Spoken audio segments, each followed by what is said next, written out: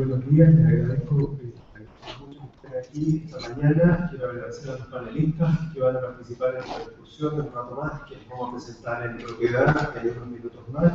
Y quiero agradecer especialmente al diario Mercurio, que nos ha colaborado en la difusión de este seminario. Ha sido muy importante tener la colaboración de este diario. Como ya lo decía Francisca, este seminario es parte de un ciclo que queremos iniciar con esta reunión de hoy, que se llama Educación de Calidad, ¿qué camino seguir? Y para nosotros como Centro de Políticas Públicas lo que nos interesa es aprovechar la coyuntura en que estamos de reforma educacional y tratar de ir lo más al fondo posible en las discusiones. En estos seminarios, que van a ser 3 seminarios, inicialmente, lo que buscamos es discutir todas las reformas con foco en la calidad, qué repercusión tienen cada una de estas reformas, cada uno de estos ámbitos respecto de la calidad educativa, y también el segundo foco que buscamos es darle una mirada lo más operativa posible. Estamos en una universidad, nos interesa la teoría, nos interesa la estadística, la econometría, pero también queremos ver las repercusiones prácticas. Y por eso hemos pensado un poco este formato más de discusión, más de conversación, que la presentación de papers académicos formales. Hemos invitado a distinguidos académicos que sí tienen esos papers, sí tienen esas evidencias, pero le vamos a pedir que no presenten tantas citas, sino que presenten las conclusiones y las repercusiones prácticas de esas conclusiones para las decisiones que como país estamos tomando. El tema de hoy, como está puesto aquí, es el financiamiento compartido, que como ustedes saben es uno de los ejes de la reforma que ya ha anunciado el gobierno. El proyecto ya ingresó al Parlamento, hay dudas, incertidumbres respecto a las consecuencias que este proyecto podrá tener finalmente en el sistema educativo, y creemos que esto, si bien el foco del seminario no es discutir en precisión el proyecto de ley porque acaba de ingresar al Parlamento, todavía no hemos tenido el tiempo suficiente para analizarlo en detalle, pero sí vamos a discutir por lo menos los aspectos generales de ese proyecto de ley. Y como Universidad Católica y como Centro de Políticas Públicas, nuestra misión es vincular el trabajo académico con los principales desafíos del país. Y en ese sentido sentimos que es un deber generar estas instancias que contribuyan al debate, al intercambio de conocimientos.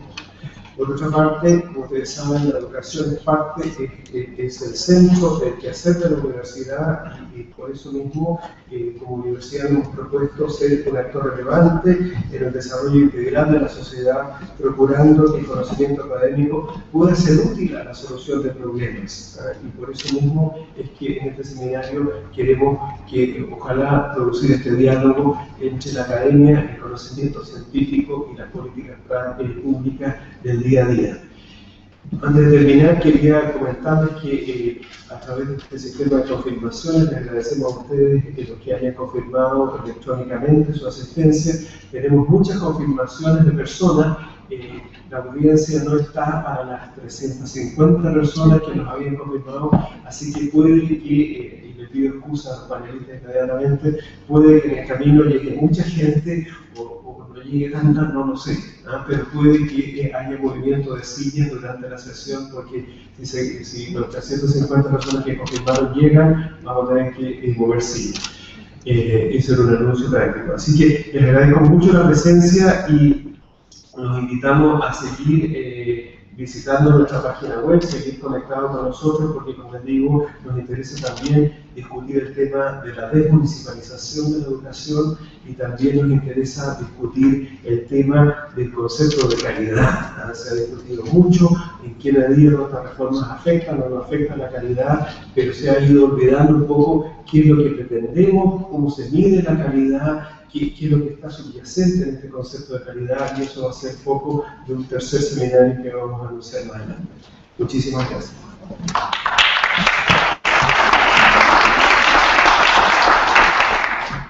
Agradecemos las palabras de Ignacio. Les comento que estamos transmitiendo por vía streaming este seminario a través de nuestro sitio web www.politicaspublicas.uc.cl, y en el mismo sitio va a estar disponible la presentación del día de hoy. Ahora invitamos al académico de la Escuela de Ingeniería UC a Ricardo Paredes a subir al podio para dar inicio a su presentación.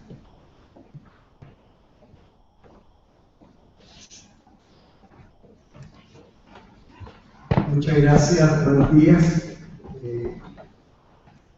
Encantado de estar aquí nuevamente hablando sobre este tema tan relevante.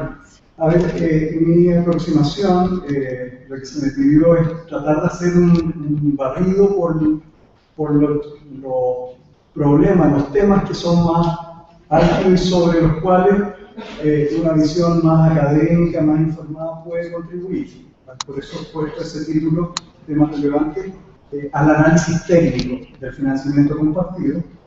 Y explico eso porque para algunas personas el fin del financiamiento compartido, la gratuidad, el fin del copago pudiera ser un fin en sí mismo. O sea, dicen, mire, el objetivo es terminar con la gratuidad porque sí, porque así lo creo que es muy importante. Y bueno, ahí entonces no hay nada que discutir, simplemente, digamos, es un tema de creencia. Pero la verdad es que cuando uno lee el proyecto de ley y cuando lee la literatura sobre el tema, todo está hecho en función de si el financiamiento compartido contribuye o no a otros fines. O sea, tendría que ser un instrumento. Y en particular, sería un instrumento, o no sería, eso vamos a hablar, si es que el financiamiento compartido contribuye a la segregación escolar y a la integración. Es una gran pregunta.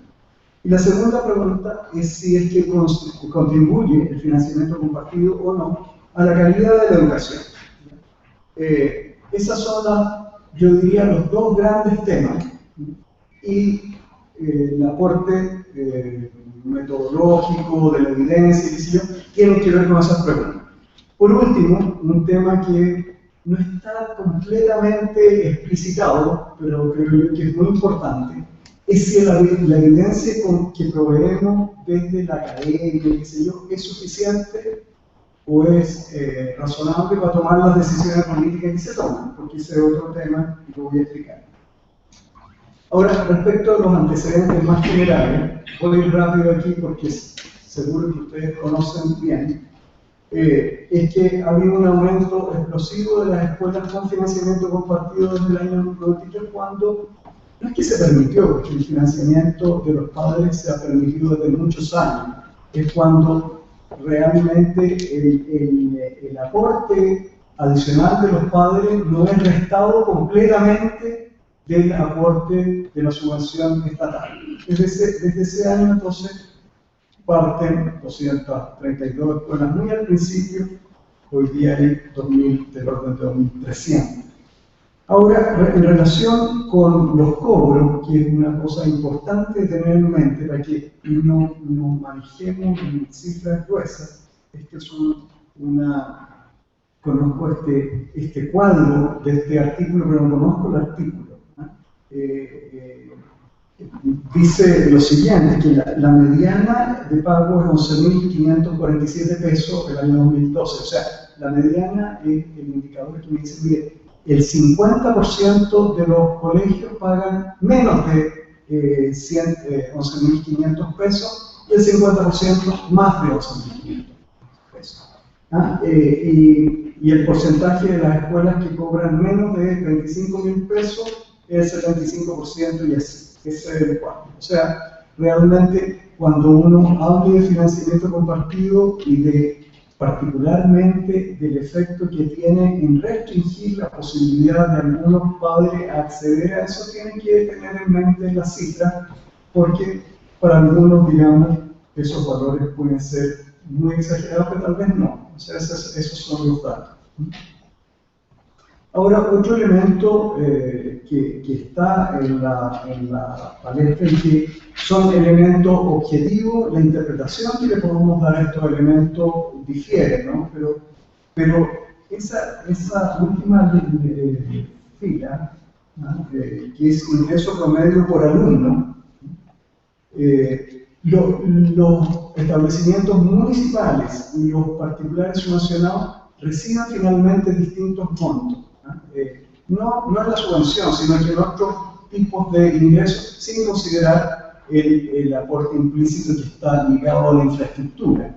Pero el ingreso promedio por alumno que reciben en el sector municipal es de 1.450.000, mientras que en particular subvencionado, que recibe un montón de financiamiento compartido, incluyendo aquello, es 1.111.000. O sea, podríamos decir que el financiamiento compartido contribuye a achicar la brecha de mayor financiamiento que tienen las escuelas municipales respecto de las particulares subvencionadas. Aquí hay, por supuesto, matices en la interpretación, porque naturalmente si es que las escuelas municipales son particularmente chicas, están aisladas, qué sé yo, podría tener mucha lógica que haya esta diferencia, y esta sería una diferencia más igualizante, pero estos son datos objetivos. Por último, un antecedente, creo yo, que es de la lógica, para que lo tengamos en cuenta, y de que no es obvio así, obviedad total, de que las escuelas con financiamiento compartido necesariamente segreguen, porque uno va por la calle y alguna gente dice, pero si me cobran, por cierto que a la medida que me cobran, alguna gente queda afuera, no puede pagar, por lo tanto segregan, así que la pregunta no es si segregan, sino que cuánto segregan, podría ser. Pero hay que tener en consideración que en el año 98 y después con la ley CEP, las escuelas con financiamiento compartido tienen la obligación dentro de ella de servir a un grupo de niños gratuitamente. O sea, en principio podría ser, ¿no?, que esta diferenciación de pago permita que asistan a escuelas con financiamiento compartido gente que tiene capacidad de pago y gente que no paga en la misma escuela. Lo que no ocurre, por ejemplo, en un colegio particular pagado donde todos pagan, o lo que no ocurre en un colegio sin financiamiento compartido donde nadie paga. Ese es básicamente el tema, y por lo tanto, si el financiamiento compartido se asocia o no con segregación, es un problema no de lógica, sino que es un problema empírico. Y eso es lo que importa. Ahora, ¿qué dice la literatura que yo he leído y que interpreto? Aquí seguramente los panelistas agregarán alguna más, pero esto es lo que yo he leído, alguna de la literatura que está en el proyecto de ley citada, y yo creo que está citada parcialmente y a veces equivocadamente, pero esta es mi lectura. Un primer artículo de Bravo y Quintanilla plantean que sí habría diferencia en favor, esto es controlando por los otros factores de la mejor forma que los analistas pueden hacer, digamos, lleno de crítica y todo, pero haciendo esa comparación de la mejor forma. Bravo y Quintanilla dicen que sí habría diferencia en favor del financiamiento compartido, las que se reducen en la medida que uno va aumentando control, pero hay una diferencia algo positiva. Gallego y Hernando están mirando y plantean y enfatizan otros elementos de la calidad en un sentido muy amplio, que tienen que ver con la disciplina, con otros elementos, y dice que hay correlación importante entre pago y esos elementos. Por lo tanto, ahí tal vez uno indirectamente podría entender alguna correlación. Misala y Torche plantean que una estimación multinivel que no habría relación, creo que hay una relación ni positiva ni negativa. En otro artículo con una alumna, Rómulo Chumacero, planteamos de que hay diferencias, pero que las diferencias dependiendo del método cambian, pueden ser positivas o negativas.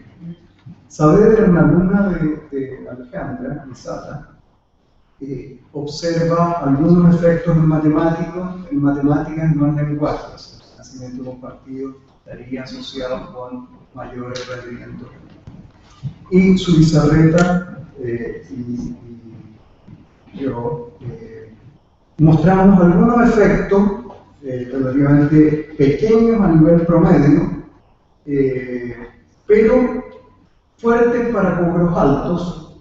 Cuando el cobro aumenta, la diferencia en favor de la escuela de financiamiento compartido puede ser bien significativa. Se atiende a pocos niños, pero hay un impacto fuerte. Y hay diferencias entre regiones. Esto es básicamente los resultados de que les mencionaba. Ahí está, se fijan que mientras sube el cobro, en el eje X, aquí sube el cobro, o sea, hay menos observación, hay menos colegio, y hay una relación positiva, y la relación podría ser importante, podría ser de 50 puntos para cobros altos, de Simpson. También se observa una fuerte varianza entre regiones. Yo no quiero que usted, o sea, no pretendo una memorización o qué sé yo, que uno quiere con esto, simplemente recuerden distinta literatura, resultados diversos, heterogeneidad. Eso es como para tener en mente.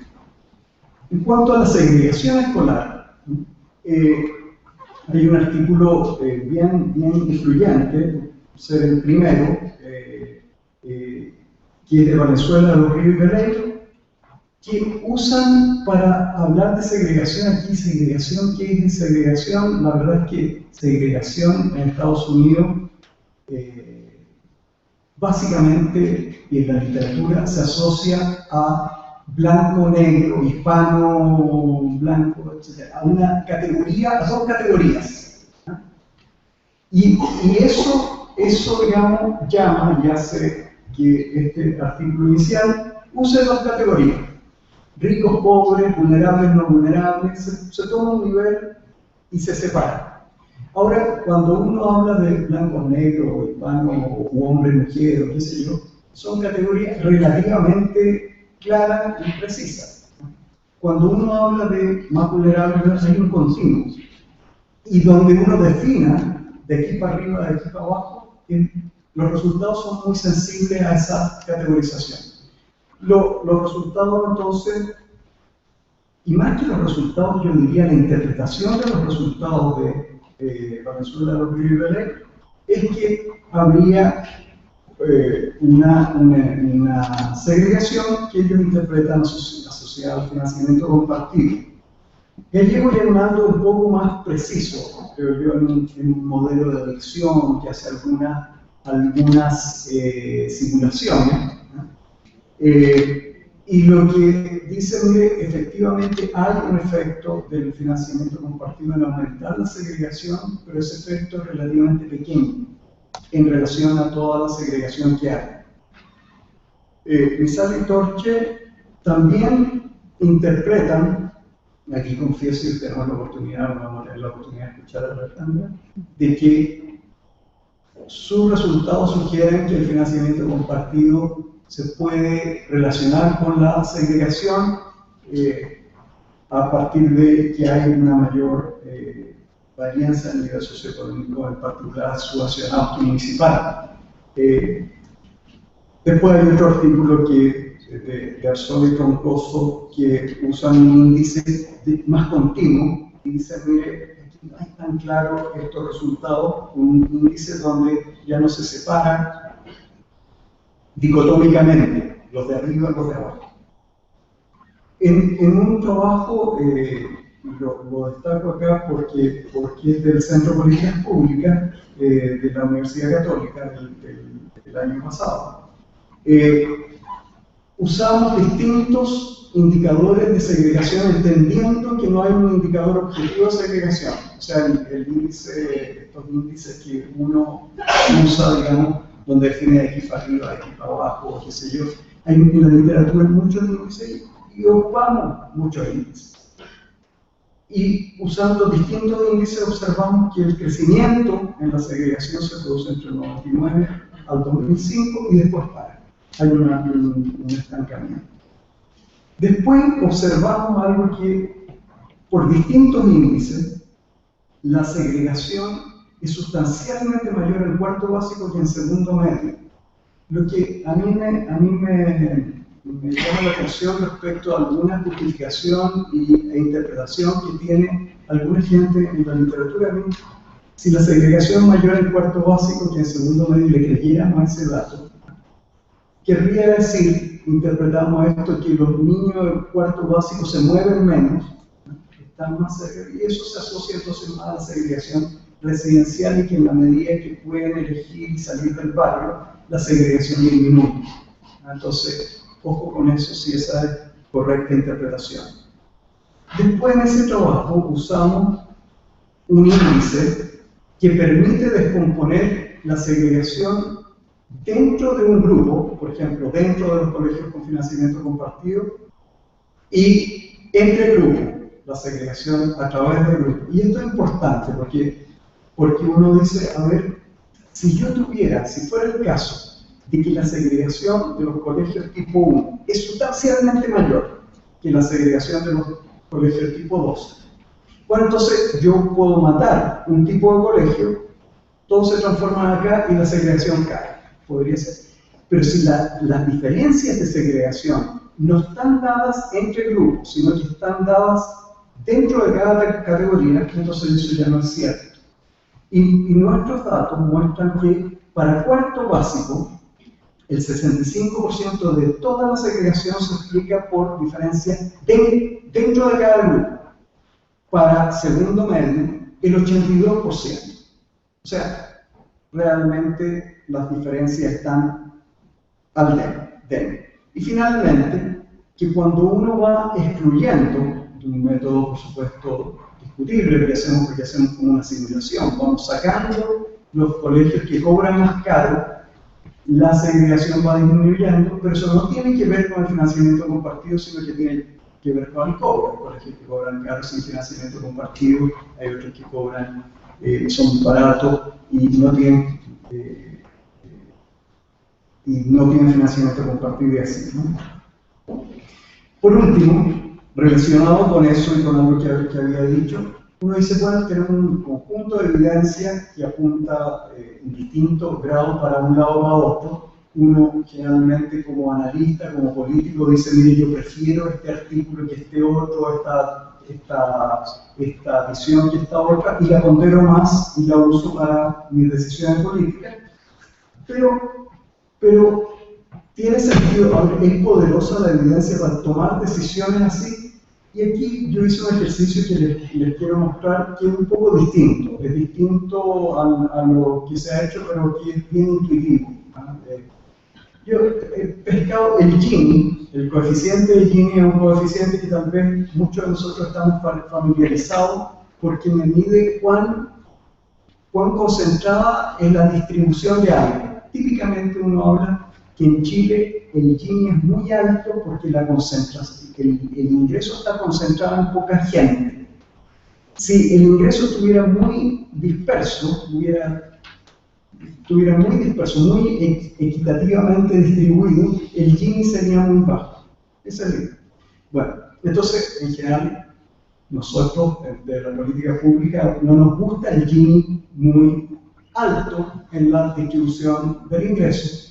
Pero sí nos gusta, curiosamente, aquí alguna gente se confunde, pero nos gustaría un Gini muy alto en la distribución del ingreso dentro de la sala, si es que queremos un colegio integrado, o sea, que haya niños de alto ingreso y de bajo ingreso, todos metidos en la sala. Entonces, calculamos el Gini del ingreso para cada colegio y pusimos ahí la distribución acumulada. ¿Qué quiere decir esto? Mire, pescamos, digamos, los Gini, digamos, los ordenamos de menor a mayor, o sea, hacia la derecha están los colegios con niños más diversos, juntos en la sala de clase, y los fuimos agregando ahí. Y lo que dice este resultado, ¿sí? Primero dice que quienes lejos tienen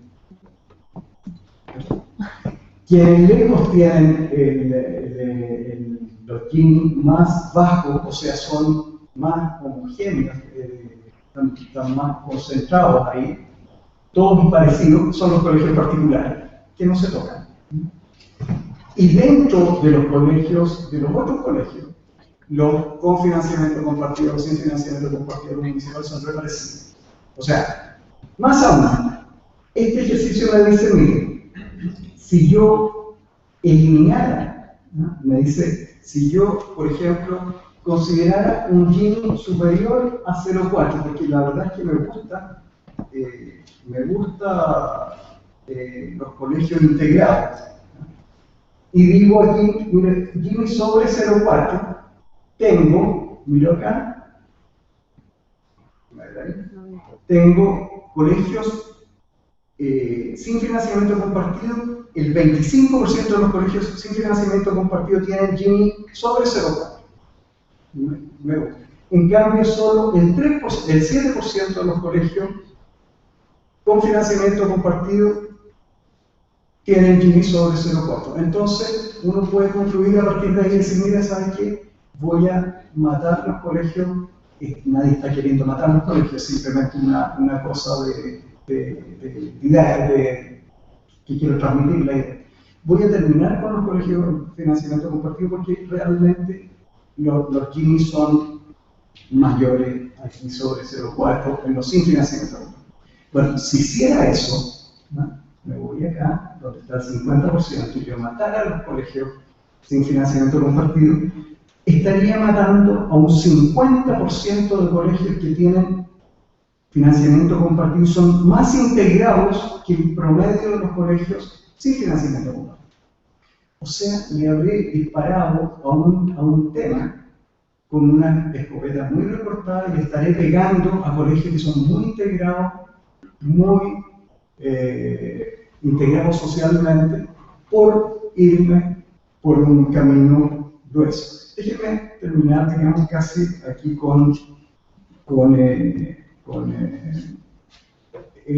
ante la última transparencia, con un ejemplo que me gusta dar, es que si nosotros quisiéramos, por ejemplo, vamos a ir a jugar el mundial, y para eso vamos a hacer la selección de Chile. Y para eso hacemos un campeonato chileno interno. Entonces decimos, a ver, el campeón va a ir al mundial. En ese caso, el último campeón fue, digamos, Colo-Colo. Entonces, todo el equipo de Colo-Colo va al mundial, porque es en promedio mejor que el resto de los equipos. Esa es la métrica y va. Mala idea. Es mucho mejor, porque si va Colo-Colo entero al mundial, estamos mandando al arquero de Colo-Colo, que es peor que el arquero de la U, y el 3 de Colo-Colo, que es peor que el 3 de Unión Española, y así. O sea, le estamos pegando muy, muy grueso, ¿eh?, a un tema que en promedio puede tener razón, pero no es válido para hacer política pública, o muy peligroso, porque estamos dejando una cola muy sustancial.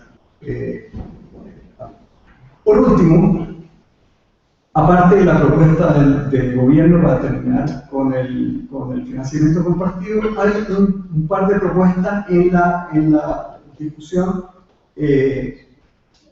y uno se puede hacer legítimamente la pregunta si el término de financiamiento compartido es el mejor instrumento para el objetivo que se tiene. Alguien podría decir, mire, esto está en el programa, el término de financiamiento compartido, pero bueno, si uno dispone como fin del término de financiamiento compartido y está en el programa, entonces no hay nada que decir. Pero si uno quisiera decir, mire, a ver, ¿es el término de financiamiento compartido el mejor instrumento para reducir la segregación, para aumentar la calidad u otros objetivos que uno tenga? Esa es la pregunta legítima. Y en este mismo capítulo del libro del Centro de Políticas Públicas, hay una propuesta que en lo fundamental sugiere aumentar la SEP, la Asociación Escolar Preferencial, hacerla obligatoria, ¿no?, y permitiría con esa propuesta, lo que está puesto ahí, es decir, mire, todas las familias de los ingresos más bajos tendrían acceso a cualquier colegio con financiamiento compartido independientemente de cuánto pague y a cero costo. O sea, acaba la segregación según esa propuesta. Hay una propuesta de Silvia Izaguirre del CEP que va en la misma línea, con una diferencia que además termina el financiamiento compartido. La diferencia fundamental entre esas dos propuestas, aparte La diferencia fundamental entre la propuesta del Centro de Políticas Públicas es que la segunda termina el financiamiento compartido y para terminar con el financiamiento compartido sube la subvención. Hay detalles prácticos de cuánto se debe subir la subvención y que seguramente vamos a hablar de esto en el panel, que la hacen mucho más cara. Y más cara, no estoy diciendo un poco más cara, mucho más cara. Porque si uno quiere terminar con el financiamiento compartido y no dejar a un sostenedor en una situación peor, tiene que subir mucho la subvención, ¿no? La otra propuesta lo que hace es que los niños son portadores del financiamiento compartido y los que pueden pagar, pagan, y los que no pueden pagar, no pagan. Ese es básicamente. Muchas gracias. Eso es. Bueno, le agradecemos a Ricardo su presentación y como decía Ricardo al principio, la idea era que sentara Ricardo ahí algunos datos, alguna información sobre el tema del financiamiento compartido y ahora vamos a la discusión.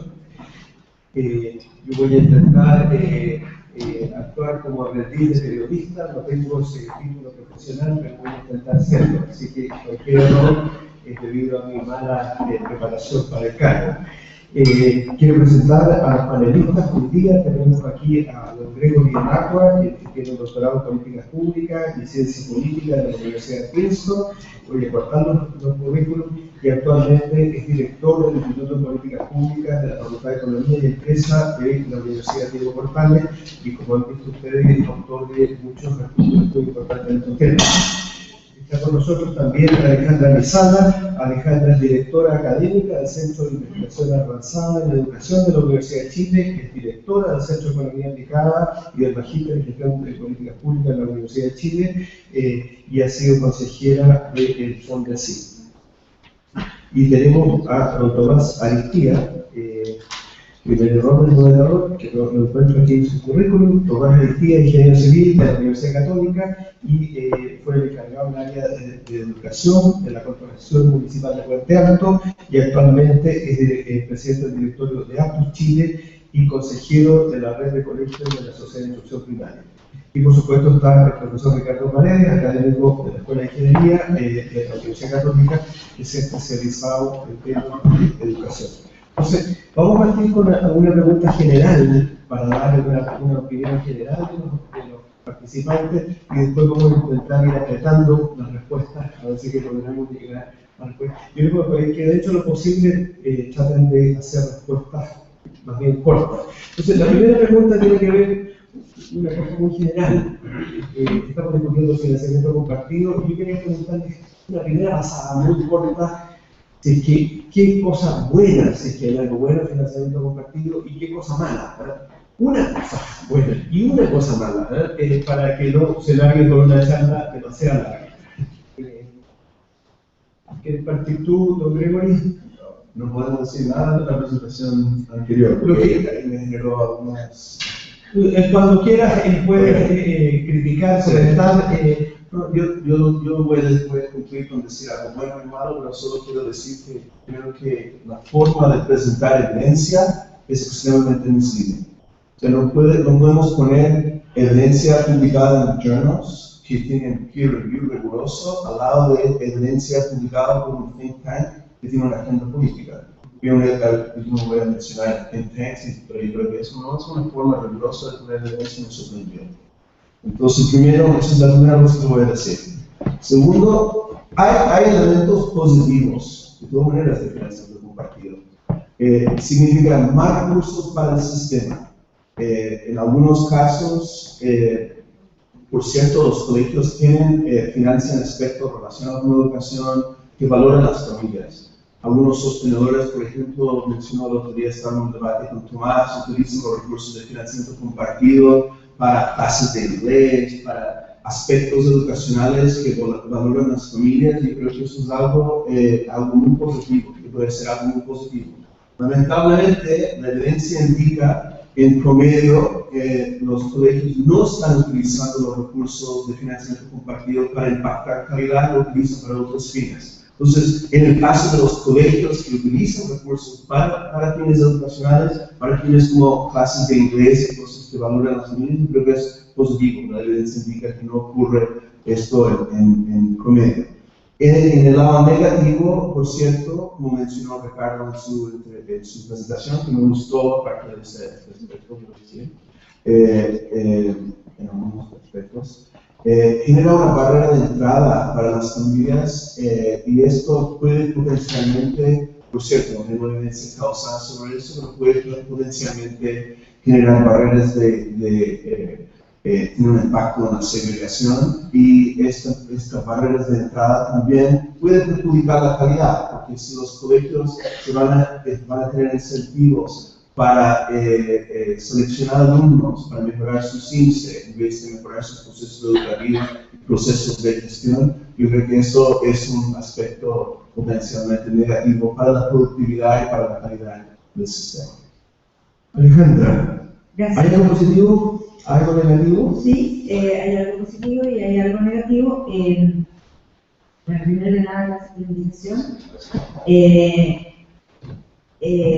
Lo positivo, pienso yo, un poco en la línea de lo que decía Gregory, es que el pensamiento compartido permite agregar más recursos al sistema educativo, que en su momento probablemente no estaban disponibles, estaba hablando del año 93. Y que obviamente el sistema educativo, los establecimientos se benefician, como decía Gregory, de algunas actividades que se podrían financiar con esos recursos. Y también potencialmente uno podría asociar el financiamiento compartido con un mayor involucramiento de los padres. Yo creo que todos vamos a estar de acuerdo en que en la medida que estén los padres más involucrados en la educación de sus hijos, va a haber mejores resultados. Y por tanto, si hay alguna potencial, digamos, si el hecho de que los padres pongan recursos hace que potencialmente se involucren más, eso también es algo positivo. Ahora, desde el punto de vista negativo, a mí lo que más me hace sentido respecto del financiamiento compartido como algo que no queremos es porque de verdad limita la elección de las familias. O sea, el hecho de que yo tenga que pagar para poder poner a mi hijo en un colegio, obviamente me limita las elecciones. Yo al final puedo estar o en un colegio donde no, pues si yo no puedo pagar en un colegio que no cobre, o en un colegio que cobre un monto solo al que yo puedo acceder. Hay estudios que muestran eso, un estudio reciente que se hizo en el marco de un proyecto de espacio público de Carolina Flores y Alejandro Carrasco, mostraban un poco eso, que los padres están restringidos en su elección, no que los padres no quieran tener el mejor colegio para su hijo, pero están restringidos en su elección a lo que puedan pagar. Además, el otro problema que yo veo es que puede tener efectos sobre la equidad, porque termina ocurriendo que los niños de mayor nivel socioeconómico, cuyas familias tienen mayor capital cultural, mayor capital social, son los que al final tienen más recursos para estudiar. Que es exactamente lo contrario de lo que muestra toda la evidencia, que uno necesita compensar con recursos las deficiencias, el menor capital social y cultural que tienen los niños de familias más vulnerables. Entonces ahí yo veo un problema. Y ahora ya, bueno, lo dejo hasta aquí, pero quería hacer un argumento también súper económico, que también yo creo que el hecho de que uno termine, si uno cree que la competencia entre establecimientos mejora la calidad, estamos restringiendo la competencia a grupos pequeños de colegios que cobran un cierto monto. O sea, incluso desde el punto de vista netamente económico, eso es un tema que no es suficientemente adecuado. Y en ese sentido yo entiendo por qué cuando se pensó en el modelo en el año 81 no se pensó en financiamiento compartido. Don Tomás, muchas gracias por la invitación. Voy a partir con los aspectos negativos, voy a partir del orden. Yo concuerdo con Gregory, con Alejandra, con un sistema de subvenciones igualitarias, parejas, el financiamiento compartido con los riesgos acentuar la segregación de los colegios. Eso fue así, efectivamente, hasta el año 2008, dado que el Estado se demoró mucho en acudir con una subvención especial para los más pobres que podían aportar ese financiamiento compartido. Para mí la buena noticia es que con la creación de la subvención escolar preferencial y con esa línea de sistema de financiamiento que apoya a las familias más pobres, con más recursos, los potenciales efectos de mayor segregación que tiene el financiamiento compartido se van a eliminar, y eso está sucediendo. Ahora, en ese sentido, yo creo que no es necesario eliminar el financiamiento compartido para terminar con la segregación, todo lo contrario. Y los aspectos positivos, también concuerdo con el hecho anterior, mientras Chile siga siendo un país pobre, que gastemos un 25-80% de lo que gastan los países con los que nos queremos comparar, creo que allegar recursos al sistema es esencial. Yo no concuerdo con Gregory cuando dice que la evidencia muestra que el financiamiento compartido no genera mayor calidad. Y Gregory, de hecho, me da el ejemplo perfecto, que me dice, si se fuera a clase de inglés sería fantástico, pero eso no lo muestra la evidencia. La clase de evidencia es el CIMSE, y el CIMSE no mide inglés. Por tanto, las clases de inglés no son medidas por la evidencia. Entonces, la verdad es que estamos menospreciando mucho, creo yo, la visión de las familias en esto, y viene una pregunta después, así que voy a dejarlo más rápido, pero mi impresión es que el financiamiento compartido, que son simplemente plata, sí se requiere calidad, si no, no tendría sentido gastar ni siquiera eso. Don Ricardo, gracias. No, partir por lo señalado por Gregory, porque es duro, ¿no? A ver, la verdad es que pudo ser necesario presentar, te referías al artículo de libertad de desarrollo, seguramente. Bueno, la verdad es que yo antes de ver quién lo publicó, veo el artículo. Y el artículo a mí me gustó. ¿No? Me gustó, usa una metodología distinta, etc. Pero podría haber sido absolutamente innecesario presentarlo, porque la verdad es que el artículo está presentado después del artículo del capítulo del libro del Centro de Políticas Públicas, donde usamos índices distintos y llegamos a conclusiones similares. Ahora, yo generalmente veo el contenido, no me importa la fuente, después, pero eso es un detalle. Además que yo no considero que tienen la misma validez científica de las cosas. No. Respecto de lo negativo del financiamiento compartido, es que como ha sido aplicado en Chile hasta ahora, es que ha generado segregación, algo de segregación. Yo estoy convencido de que alguna contribución a la segregación ha tenido, pero comparto plenamente con el comentario previo de que modificando eso no es esencial el financiamiento compartido, sino que nuestro instrumento lo puede resolver.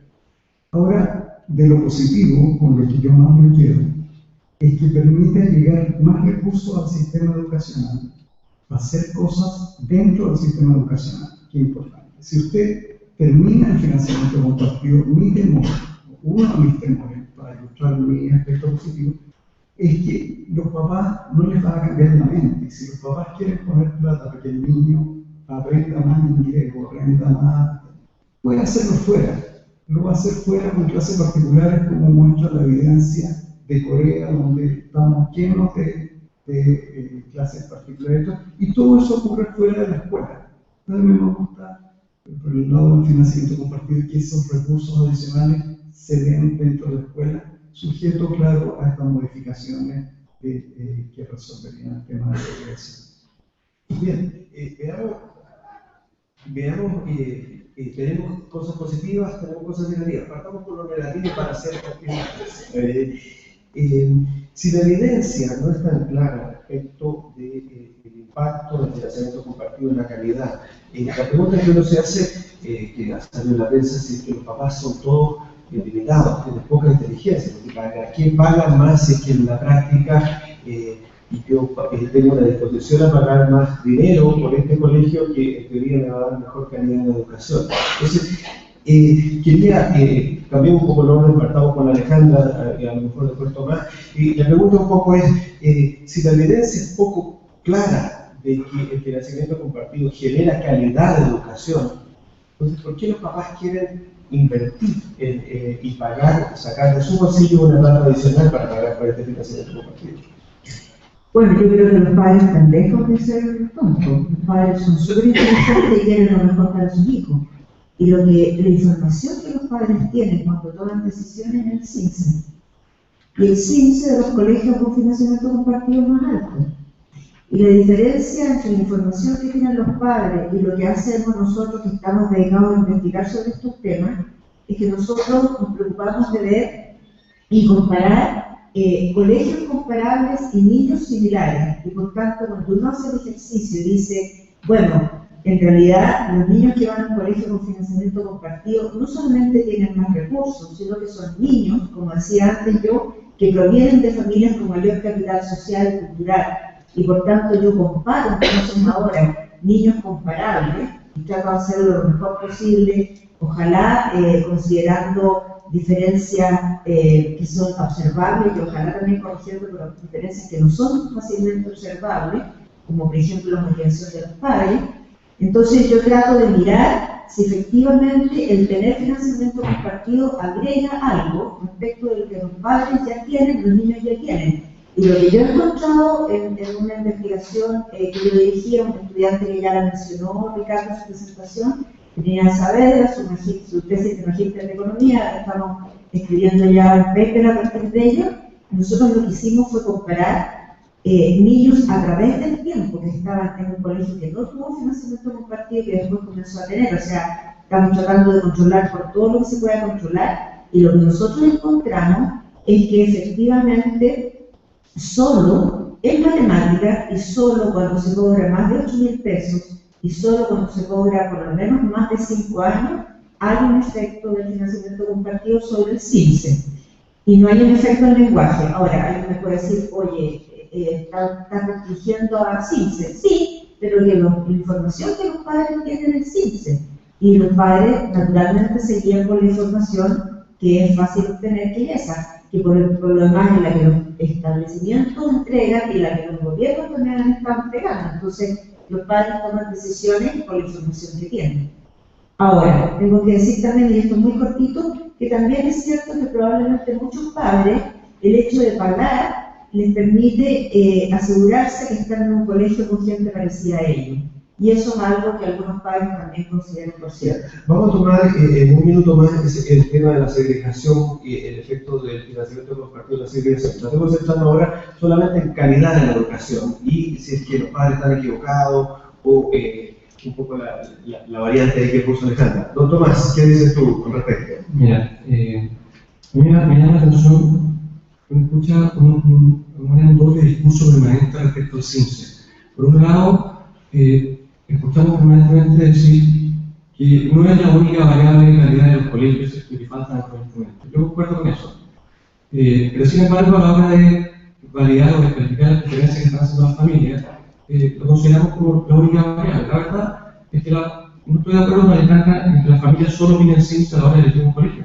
Eso es una pregunta a las familias. Las familias miran la calidad del colegio, por supuesto, miran la formación valórica que ese colegio entrega, y que es esencial para muchas familias a la hora de elegir el colegio. Miran la seguridad de sus hijos. Mandar al colegio se puede quedar tranquilo y ir a trabajar, que su hijo está seguro en el colegio. Esas variables no las miran CINSE, las familias las están considerando. ¿Pero qué tiene que ver el financiamiento compartido? Bueno, vamos a ver el financiamiento compartido. Yo creo que hay un contexto que no se está considerando adecuadamente. Alejandro lo toca a la pasada, y es de que el financiamiento compartido ha sido una cantidad muy poca de recursos que se han llegado a los colegios. Entonces, cuando estamos con condiciones de financiamiento, pongamos el contexto del financiamiento compartido del año 94, con una subvención regular de 7.000 pesos. Entonces, cuando estamos hablando de esos montos de subvención, que a un colegio le pasen 2.000, 3.000 pesos más por niño, estamos hablando de que el baño va a tener papel confort, de que los arcos de fútbol van a tener una malla. Eso no es niño CINSE, por supuesto, eso es dignidad que está llegando al colegio. Pero los papás sí están valorando esa dignidad, por supuesto que la están valorando al minuto de pagar. Entonces, no me parece para nada evidente que las familias estén pidiendo soluciones y no me parece para nada evidente que la evidencia que se está citando para decir que el financiamiento compartido no vale la pena sea la evidencia que corresponde. Yo personalmente le quiero mucho más a las familias que lo que están viendo los padres de los colegios que a lo que están viendo los economistas. Don Gregory, aquí Tomás abre una lista que es calidad no cognitiva, por así decirlo, y aparentemente los papás están invirtiendo en ese financiamiento compartido por adquirir que sus hijos adquieran ciertas habilidades no cognitivas. Pero refiérete a la pregunta que le hace si quiere Tomás esto también. ¿En qué medida el CINSE, el financiamiento compartido, contribuye o no a la calidad, ya sea medida por aspectos más cognitivos, CINCE, o aspectos no cognitivos, como lo que decía Tomás, la dignidad, etc. Yo no creo que Alejandra estaba diciendo que los padres solo eligen por CINCE, estaba diciendo que eso es una información más accesible a las familias. También valora todas las cosas que tú acabas de mencionar. El ambiente de la escuela, si tienen actividades extracurriculares, si tienen cursos de inglés, o sea, por supuesto, familias valoran el proyecto educativo del colegio. Yo creo que eso no está diciendo, yo no entendí lo que decía Alejandra, es más bien que lo que las familias tienen a mano es el promedio CINCE. Es una decisión muy racional por parte de la familia de elegir un colegio el mejor promedio CINCE que puede. Pero eso no es necesariamente un buen resultado para el sistema, puede ser un buen resultado y una decisión muy racional para el padre, elegir el mejor CINCE, el CINCE más alto que puede. Y muchas veces también está el nivel socioeconómico de la escuela y el ambiente que también mencionó Alejandra, como un proxy por calidad que utilizan las familias de una forma muy racional. Yo no creo que las familias son pocas inteligentes, como dice acá la pregunta.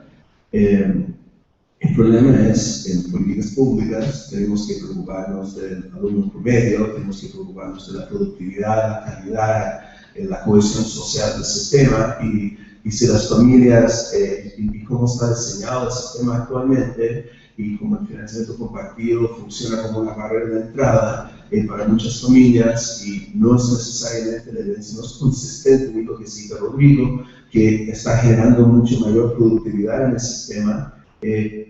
Yo creo que la evidencia nos indica que no es una política pública eficiente. Ricardo. A ver, yo diría que a ver, en primer lugar, ¿hay alguna evidencia de que para copagos altos la calidad medida por el CINCE es sustancialmente mayor para copagos altos, ¿no? Para copagos muy bajos aparece menor, pero uno tiene la legítima duda ahí, yo por lo menos la tengo, esa interpretación, de o los padres son locos que ponen plata para ir a un colegio peor, o algo estamos haciendo mal nosotros como académicos y no somos capaces de observar todo lo que quisiéramos. Y me tiendo a simpatizar con la segunda idea, y en particular de que para copagos muy bajos y colegios comparables, los colegios comparables reciben mucho apoyo, particularmente los colegios municipales. Ahora, hay mucha evidencia de los pocos controles efectivos que podemos tener nosotros como economistas, como analistas. Una de las cosas interesantes que a mí me tocó ver con algunas decisiones de padres era que los padres, antes que se hicieran públicos los resultados del CINCE, actuaban como si supieran los resultados del CINCE. Y eso no es que eran adivinos, simplemente lo que pasa es que algunos resultados del CINCE se relacionan con factores de calidad que son mucho más dispersos y difíciles para nosotros de visualizar. Hay que darle. Gracias. A ver, sin intentar resumir, ¿no? Pero es interesante las cosas que van saliendo. O sea, en copagos altos, y yo creo que tú, Alejandra, también coincides con Ricardo, cuando hay copagos más altos, el financiamiento compartido podría producir mejoramiento de calidad de la educación medida tradicionalmente como CINCE. Me parece que tú hiciste eso. En matemáticas, solamente en tramos de copagos altos. Eso es un dato interesante. Está el ruido, por así decirlo, que pone Tomás, de que también el financiamiento compartido genera otros beneficios que no están medidos por las pruebas estandarizadas, que son estas cosas, llamémoslo así, efectos no cognitivos, la dignidad, hábitos, seguridad, etcétera, etcétera. Y está el tema de fondo, que en verdad, es la preocupación sistémica, por así decirlo, que plantea Gregory, y yo creo que todo, que es el tema que vamos a tomar ahora, que si bien pueden haber estos beneficios en algunos márgenes, hay una mirada sistémica de que el financiamiento compartido puede generar segregación, que no es que limita las oportunidades para el resto de la familia, dado que para entrar al colegio me piden un copago que yo quisiera comprar mayor seguridad, pero dado que no tengo la facilidad de pagar, me quedo sin ese beneficio adicional que a mí me gustaría tener, que llamémoslo así, seguridad, pero podría ser dignidad o las palabras que utilizó Tomás. No sé si resumo, traten de no desmentirme porque si no nos vamos a avanzar mucho en la pregunta.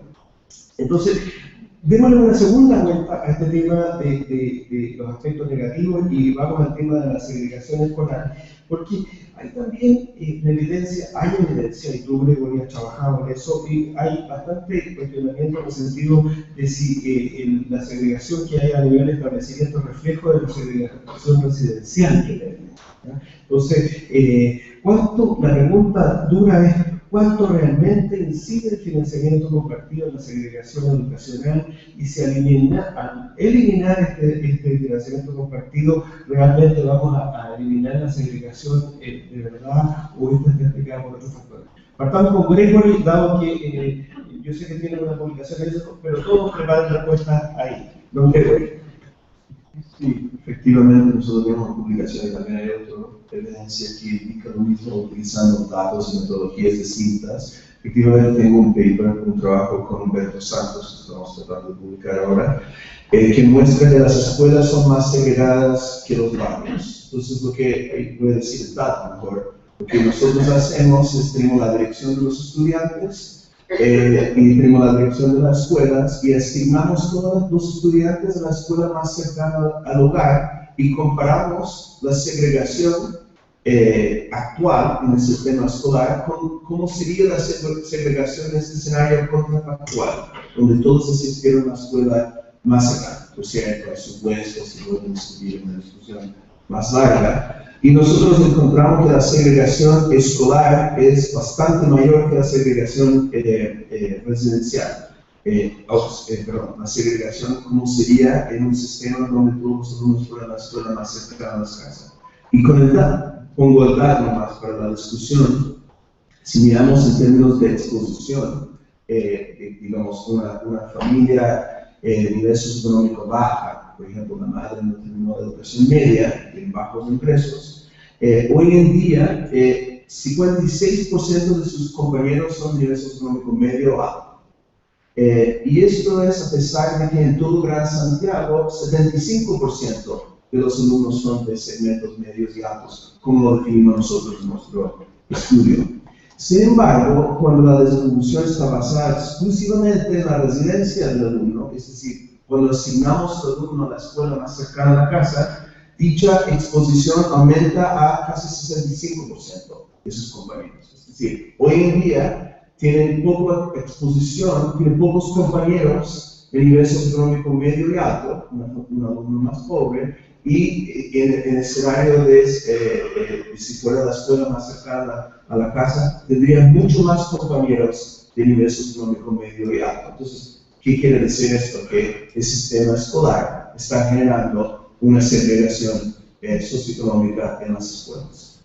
Don Tomás, ¿qué piensas tú al respecto? En la segregación y financiamiento compartido. A mí me parece, mira, tan evidente como que a mayor recurso deberíamos tener mejor calidad, en el caso de financiamiento compartido. Me parece lo que está diciendo porque en la medida que el acceso a los colegios dependa de la capacidad de pago de los padres, va a aumentar la segregación en los colegios. Eso me parece evidente y no hay necesidad de discutirlo. La pregunta que debemos hacernos es si la solución a ese problema, si la solución más óptima a ese problema es sacar recursos del sistema, o hay otra solución. Mi opinión es que hay mejores soluciones. Si nos fijamos en lo que ha pasado, porque eso es lo que sucede, como decía en la introducción, cuando tenemos copago con una subvención igualitaria para todos, que es lo que había antes del 2008, y lo que se está corrigiendo con la subvención escolar preferencial. Entonces, si nos fijamos hoy, la subvención escolar preferencial es son 35.000 pesos. Solo el 2% de los colegios de Chile cobra más de 35.000 pesos. Es decir, si hoy día las familias que portan la subvención escolar preferencial la pudieran portar y pagar el financiamiento compartido con ella, ya podrían acceder hoy, sin ningún peso adicional, ninguna gran reforma, al 98% de los colegios chilenos. Eso me parece una revolución. Cuesta cero. Simplemente entender la obligatoriedad de la subvención escolar preferencial a todos los colegios implicaría que 1.800 colegios nuevos se inscribirían en el sistema de subvención escolar preferencial, lo cual automáticamente deja 80.000 alumnos más con subvención preferencial. A mí esa solución es mucho más óptima que restar recursos del sistema. Y finalmente, no hace falta. Y no, porque aquí hay un tema de equidad. O sea, cuando estamos viendo que todos los que estamos debatiendo esta reforma, vamos a mandar a nuestros hijos a colegios de 200, 300.000 pesos, y estamos impidiendo a las familias de clase media gastarse en promedio de 18.000 pesos para poder mejorar la educación de sus hijos. Digo, mira, aquí hay una cosa que está rara. O hacemos toda la raza para todo, pero esto de eliminar el financiamiento a la clase media o más pobre, el mantenerla para los más ricos, no me cansa. Ya, te adelantaste a las propuestas de salida. Don Ricardo y Alejandra, y cerramos la segunda ronda. Entre paréntesis, vamos a recoger preguntas, pueden levantar la mano y vamos a recoger preguntas por escrito en un minuto, no en un minuto, pero un par de minutos más. Don Ricardo. Sí, yo le doy mucha razón a Gregory. Los datos que él maneja de esa sinterreliana son súper consistentes con un trabajo reciente que voy a citar, aunque no estén publicados, pero son de un alumno mío de su tesis, como y que dan cuenta, sugieren, digamos, de que el financiamiento compartido de toda la segregación daría cuenta entre un 10 y un 20% de esa segregación. O sea, si nosotros eliminamos un modelo de asimilación, son complicados todos estos modelos, pero si eliminamos el financiamiento compartido, la segregación total caería, en el mejor de los casos, en un 20% del total, quedaría el 80% todavía. Entonces, yo comparto plenamente con Tomás el instrumento, la forma de determinar eso. Uno puede tener un diagnóstico y estar convencido de que en ciertas poblaciones o ciertos barrios en Chile la delincuencia es muy alta, pero de ahí a meter a toda la gente presa es ridículo. O sea, esto va a meter mucha gente que es muy correcta y honesta. O sea, es un mal instrumento. Si tú tienes un instrumento a la mano, ¿no?, que es distinto, que resuelve el mismo problema, ¿no?, y no te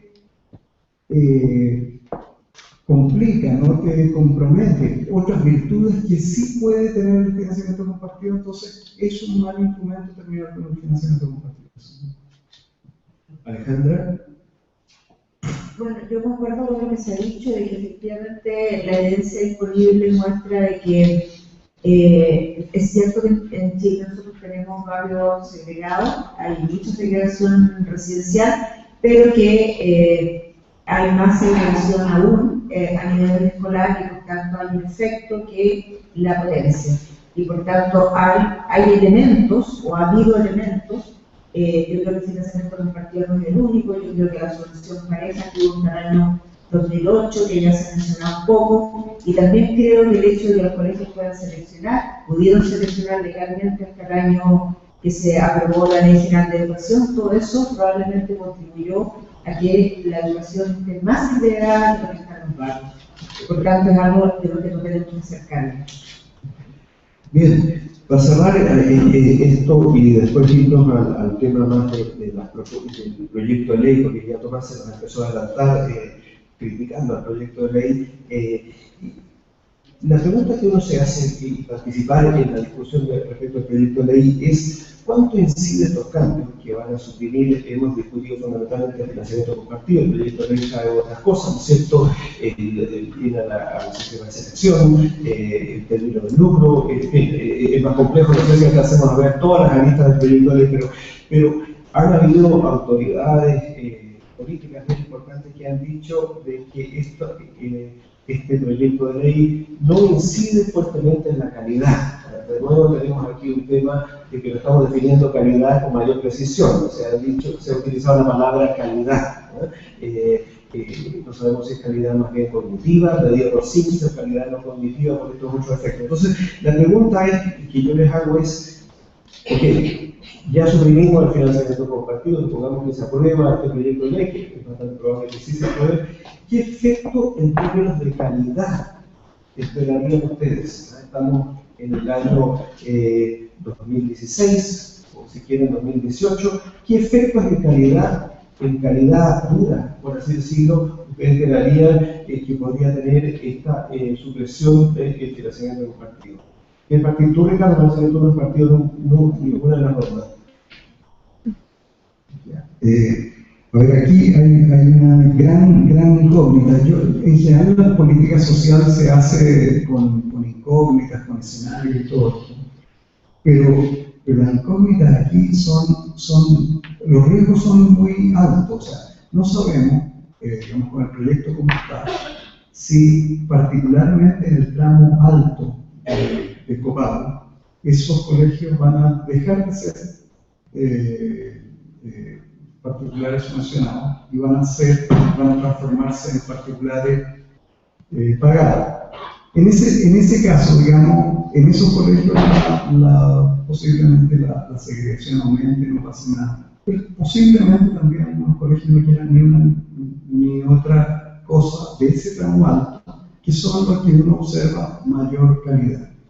Después, no sabemos cuál. Pero vamos a la pregunta, o sea, yo te pregunto, hoy el promedio SIMS de los niños de nivel socioeconómico inferior, no sé en este minuto cuál es, en 4 años más suprimimos el financiamiento compartido, ¿cuánto subiría el CIMSE o cuánto mejoraría este escenario de aspectos no cognitivos que se refiere a tomarse? Esa es la pregunta, porque después vamos a entrar en más detalle el proyecto de ley. O sea, lo que yo quiero saber es cuál es la expectativa de ustedes que en un escenario con proyectos que ya eliminamos el financiamiento compartido, a nivel agregado, sistémico, ramificado, con lo que sea, a nivel socioeconómico, lo que sea, ¿cuánto vamos a mejorar la calidad de la educación objetivamente medida por CIMSE o por aspectos no cognitivos? Esa es la pregunta. Sí. No critique el proyecto todavía, la verdad es que no es una incógnita y depende del escenario de qué pase con los colegios donde se vayan. Ese es mi respuesta. Entonces tú respondes incógnita. Alejandra, estamos alterando los órdenes, después, no sé, Gregorio y Tomás, no sé qué. Bueno, porque depende mucho como toda la administración del financiamiento compartido. O sea, supongamos que lo hacemos como está en el proyecto de ley. Claro, entonces lo que el proyecto de ley dice es que va a haber una ampliación de la solución escolar diferencial y que esa solución escolar diferencial está bien evaluada y eso yo creo que hay bastante acuerdo de que la solución escolar diferencial ha mejorado los resultados de los niños, de los colegios que han ingresado a la solución y en ese sentido lo que se está haciendo es tomar una política pública que ha sido exitosa y ampliarla. ¿Ampliarla de qué forma? Ampliarla cubriendo un grupo de niños que no ha estado cubierto hasta ahora. Hasta ahora los niños, hacia grandes rasgos, son del 40% más pobres del país, están cubiertos con la solución escolar diferencial. La idea es cubrir al 40% siguiente, llamémosle la clase media. En ese sentido, es más recursos asociados a niños que pertenecen a los quintiles 3 y 4, y la gracia que tiene el proyecto de ley CEP y que se mantendría en esto es que esos recursos adicionales están asociados a que los establecimientos hagan planes de mejoramiento educativo.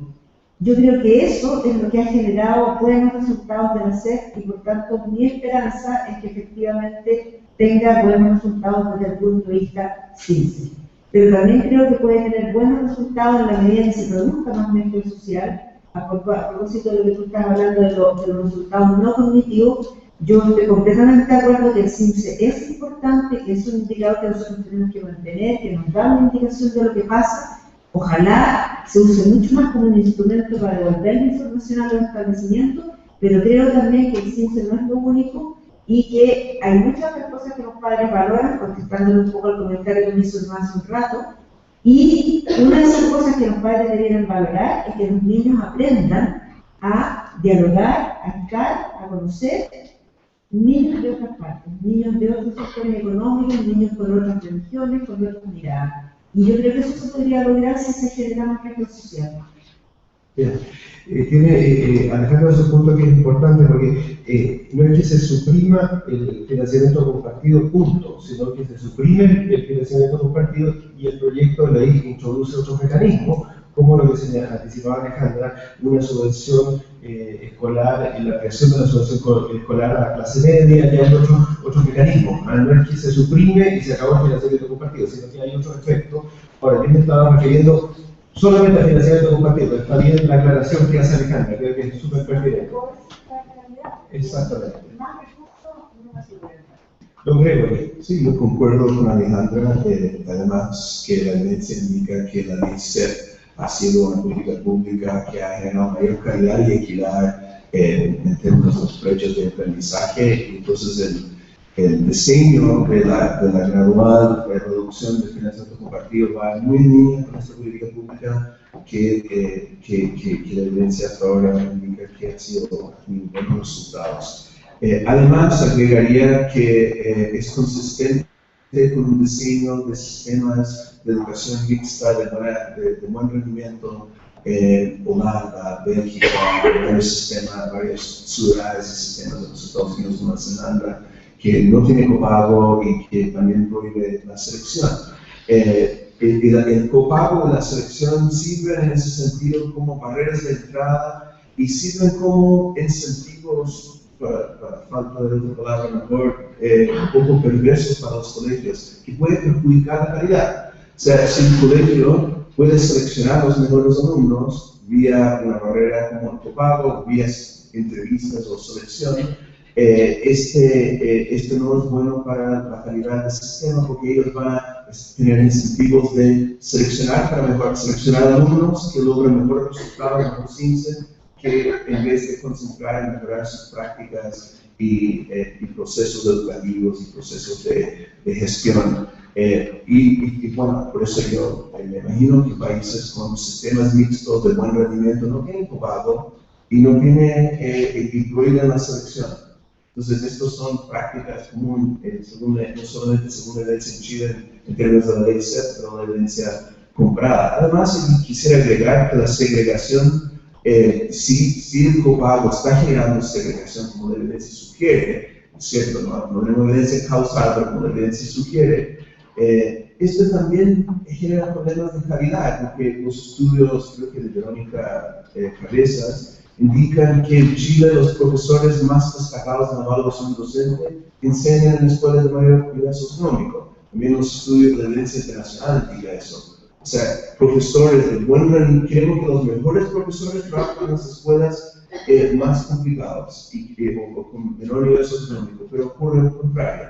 Entonces, la segregación dificulta a los colegios atraer buenos profesores y directores de mejor desempeño, y eso genera problemas, por tanto, en calidad. Entonces, tratando de contestar tu pregunta, creo que estas correcciones deberían tener debería afectar de una forma positiva por la calidad, por el diseño, por la ley, la extensión de la ampliación de la ley CEP y también por tener mejores incentivos. Don Tomás. Ignacio, yo creo que nadie respondió la pregunta. ¿Cuántos puntos se van a subir los colegios? Respóndela tú entonces. Yo creo que tampoco la puedo responder, ¿no? Que la puede responder. Porque Ricardo no la respondió, dijo que no sabía. A ver, yo creo que, haciendo franco, yo creo que no es lo que se busca. O sea, haciendo justo con la medida, no creo que lo que se busque, porque sería tan absurdo que subir un puntaje o la calidad de los colegios optemos por sacar recursos del sistema. La pregunta es cuánto daño hace, no cuánto beneficio genera en términos de resultados. Ahora, lo que entiendo que se busca es lo que está diciendo Gregory, es beneficio por el lado de una mayor integración social en los colegios, y eso estaría indirectamente asociado a la calidad. Ahora, yo no entiendo la verdad cómo vamos a tener mejores profesores en esos colegios que mencioné aquí, con esos colegios más vulnerables, sacando recursos del sistema, lo que hace falta para traer profesores y pagarles más, no pagarles menos. Entonces, yo creo que si realmente queremos mejorar los profesores en los colegios más vulnerables, tenemos que aumentar la subvención CEP y ojalá no sacar el financiamiento compartido, porque sumando, yo concuerdo con Alejandra y con Gregory que la CEP ha sido un tremendo instrumento y que debemos aumentarlo. Lo que yo cuestiono es que eso sea incompatible con mantener un financiamiento compartido y tener un sistema de subvenciones un poco más elaborado que el actual, que evite el efecto de segregación que hoy tiene el financiamiento compartido o que tuvo hasta el año 2008. Yo insisto, hoy día los niños que aportan más recursos a sus colegios son los 2 quintiles más pobres. Los 2 primeros quintiles aportan 98.000 pesos entre subvención regular y financiamiento compartido, o sea, la subvención regular y subvención preferencial. Solo el 2% de los colegios aportan más recursos, los niños aportan más recursos que eso vía financiamiento compartido. Entonces, hoy día tenemos los recursos para asegurar acceso universal en la práctica a los 2 primeros quintiles. Si aumentamos la cena al tercer quintil, como está proponiendo la reforma, podríamos tener acceso universal para todos. Lo que yo cuestiono es que para eso es necesario eliminar el financiamiento compartido. Eso yo no veo evidencia para nada. Bien, no sé si siguieron el punto que a riesgo de no tener consenso aquí, o sea, hay dudas del efecto directo, inmediato de la eliminación del que el financiamiento compartido pueda tener respecto de la calidad de la educación medida tradicionalmente. Sin embargo, están estas medidas complementarias, compensatorias, llamémoslo de alguna forma, que es la ampliación de la subvención preferencial, que como decía Alejandra, le pone muchas exigencias a la escuela, ¿no es cierto? Tiene que hacer un plan de mejoramiento, etcétera, etcétera, que hay seguimiento de esos planes, y eso tiene un efecto, se espera que tenga un efecto en la calidad de la educación en medida clásicamente. Y la duda que nos pone Tomás finalmente es que él dice, bueno, hagamos las 2 cosas, pero no eliminemos el financiamiento compartido, y Gregory y Alejandra dicen, no, eliminemos el financiamiento compartido porque van a haber ciertos beneficios no cognitivos, llamémoslo así, del hecho de socializar más al interior de los colegios, niños de distintos niveles socioeconómicos, lo que no es muy medible, pero sí se percibe que es un aspecto positivo. Entonces, yo diría que por ahí está la atención finalorum respecto a esta pregunta. Una aclaración muy breve de Ricardo. Yo no entiendo si No, o sea, la propuesta o la idea de subir la subvención escolar preferencial, bueno, puede ser para los 2 primeros quintiles, que es una clase media, qué sé yo, va a permitir todos los beneficios que se han mencionado previamente de integración social. Se acaba la segregación completamente, a menos, claro, que alguien diga que aquí hay un tema, digamos, empírico, que alguien diga, mira, teniendo la posibilidad de acceder y pagar, el padre no quiere pagar, ¿no? Prefiere un colegio, posiblemente eso, pero aquí los padres, tú puedes con subvención preferencial acceder a todos los colegios, los padres que les falta recursos, a todos los colegios con la subvención preferencial. Entonces, las virtudes de la integración y todo eso que pueden ser, ojalá, digamos, y yo creo que hay algo de eso, se logra con el incremento solo de la subvención preferencial. Ya, aquí está la atención, yo no voy a tratar de dirimir la atención, pero hay una atención que está instalada y la vamos a dejar pendiente porque no la podemos resolver, pero creo que es importante clarificar los puntos de vista. Ahora, metámonos un poquito más al proyecto, y ahí te voy a pedir a ti, Alejandra, porque no hemos presentado el proyecto de ley. Entonces, ha salido por la prensa bastantes opiniones de incertidumbres, temores, etcétera. Aquí es natural que haya temores y preocupaciones cuando se cambia el escenario con el cual hemos venido trabajando por tantos años. Entonces, y aquí puede ser un poquito confusa mi pregunta, porque el proyecto de ley no solo elimina el financiamiento compartido, sino que también termina con el lucro. Como sabemos, hay colegios particulares subvencionados con financiamiento compartido cuyos sostenedores han estado en ese modalidad de lucro y no son fundaciones sin fines de lucro. Entonces, un poco en el escenario, debería que aclarar un poco cómo es esta transición, y la pregunta que le hago a todos los panelistas es cuáles son sus apreciaciones respecto de esta situación. Se aprueba el proyecto de ley, hay gente que dice que van a salir muchos colegios de financiamiento compartido, van a salir del sistema o se van a convertir en colegios particulares pagados. Entonces, ¿cómo ven ustedes ese escenario? Pero le pediría a ti, Alejandra, especialmente,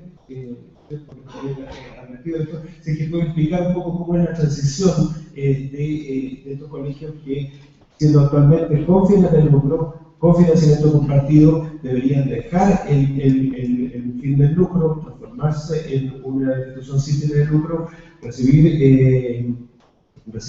estas subvenciones para preferencial.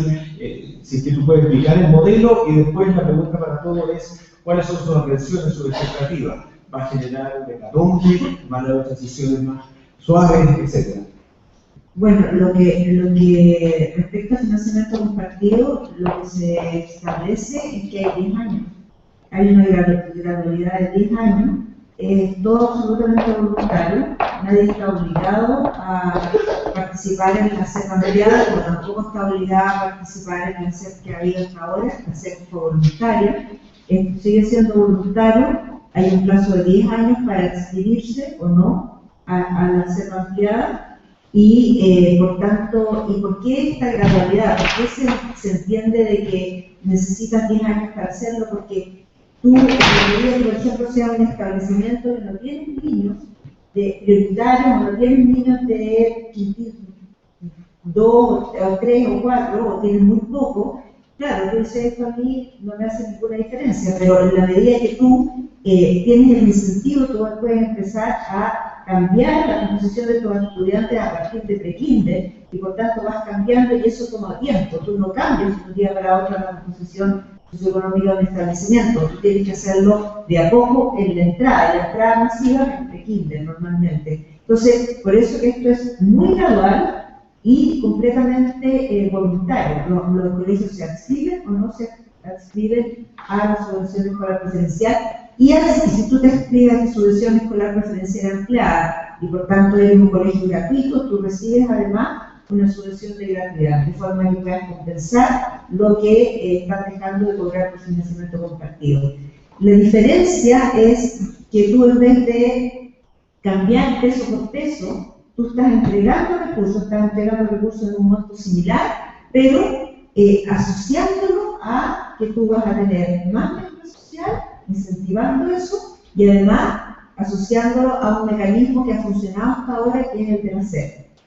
Respecto del lucro, yo entiendo que hay un plazo para que los establecimientos se cambien desde sus fines de lucro a sin fines de lucro. Y yo me imaginaría que debiera haber algún tipo de ya que estoy hablando así de lo que yo me imaginaría, de algún tipo de fast track para que tú puedas, porque hay muchos establecimientos griegos y estudiados, hay muchos establecimientos que son establecimientos que los dueños son profesores y que en realidad tienen no, digamos, son sociedades comerciales, pero lo son porque cuando era más fácil hacerlo. Normalmente tener una corporación sin fines de lucro es mucho más complejo, o una fundación es mucho más complejo que ser una sociedad comercial, y por tanto la idea es que tú te puedas cambiar, la naturaleza jurídica del establecimiento. Gracias, Alejandra. Alejandra trató de resumir el proyecto, que es bien complejo, pero lo trató de resumir, y al final, si es que te interpreto, ve que la transición es gradual y sin grandes aprehensiones. Y sin grandes aprehensiones respecto de que esto va a significar un cambio muy radical en la estructura del sistema, de los actores actualmente participantes. Sí, yo lo veo como algo que va a ir ocurriendo gradualmente, y los establecimientos voluntariamente, en la medida que les convenga, se van a ir accediendo al sistema. Don Ricardo, ¿cuál es tu expectativa de qué puede pasar? Sí, antes de plantear todos mis temores, hoy día escuché a Gonzalo Muñoz en la radio, que es director de la Dirección de Educación General, y tiene una visión bastante amplia y flexible. Yo creo que plantea, digamos, que estas cosas se van a discutir, se van a ir perfeccionando. Pero si uno toma literalmente mi comprensión del proyecto, digamos, me encuentro muy preocupante. Digamos, a ver, la idea esencial aquí es que, prohibiendo el lujo, los sostenedores ahora van a reinvertir lo que de otra forma se llevaban para la casa. Esa es la idea, y para evitar la ilusión de ese mecanismo, entonces el Ministerio va a poner una serie de restricciones para que no vayan a eludir esa restricción. Entonces, no vaya a ser que el sostenedor se pone un sueldo enorme y lo que antes era retiro ahora es sueldo. Entonces, se limita el sueldo, se genera un rango. Eso hay que ver cuánto es el rango, cuánto es razonable. Pero hay una cantidad de restricciones, ¿no?, que están en la idea de que el regulador, el ministerio va a poder chequear para evitar ese traspaso. Y yo creo que eso es una máquina pesada, es una máquina difícil de aceitar, de que funcione, y sobre todo hay regulaciones que me parecen absolutamente innecesarias y peligrosas, como la obligación, que es absolutamente innecesaria, de que los sostenedores sean dueños de la infraestructura. Digamos, uno, no está en poder de muchos de ellos ser, ¿no?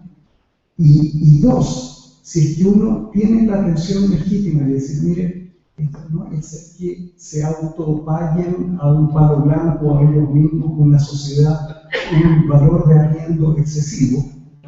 Bueno, de la misma forma que el ministerio tiene que evaluar el valor del inmueble, ¿no?, con todos los errores o todos los aciertos, puede evaluar el valor de una perpetuidad por valor de arriendo.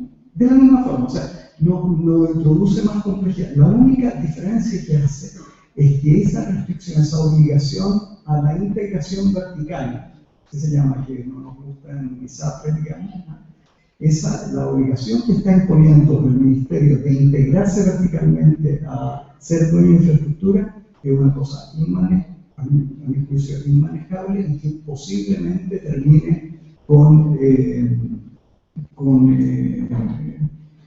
digamos, una gran cantidad de colegios. Por último, para terminar, ¿no?, aquí hay cierta evidencia que uno, cuando observa ciertas cosas, digamos, entra en preocupación y otras veces entra en tranquilidad. Cuando yo veo a todos los empresarios muy contentos con una medida, yo me preocupo, ¿no? Cuando el colegio de profesores, en circunstancias de financiamiento compartido, que va a aumentar la subvención, dicen que va a haber movilidad y ahora todos los niños se van a poder ir, y eventualmente se van a poder trasladar ahora de colegios municipales, algunos muy deteriorados, a colegios con más subvención. Digo, bueno, ¿por qué está contento el colegio de profesores? Yo creo que es la parte del lucro lo que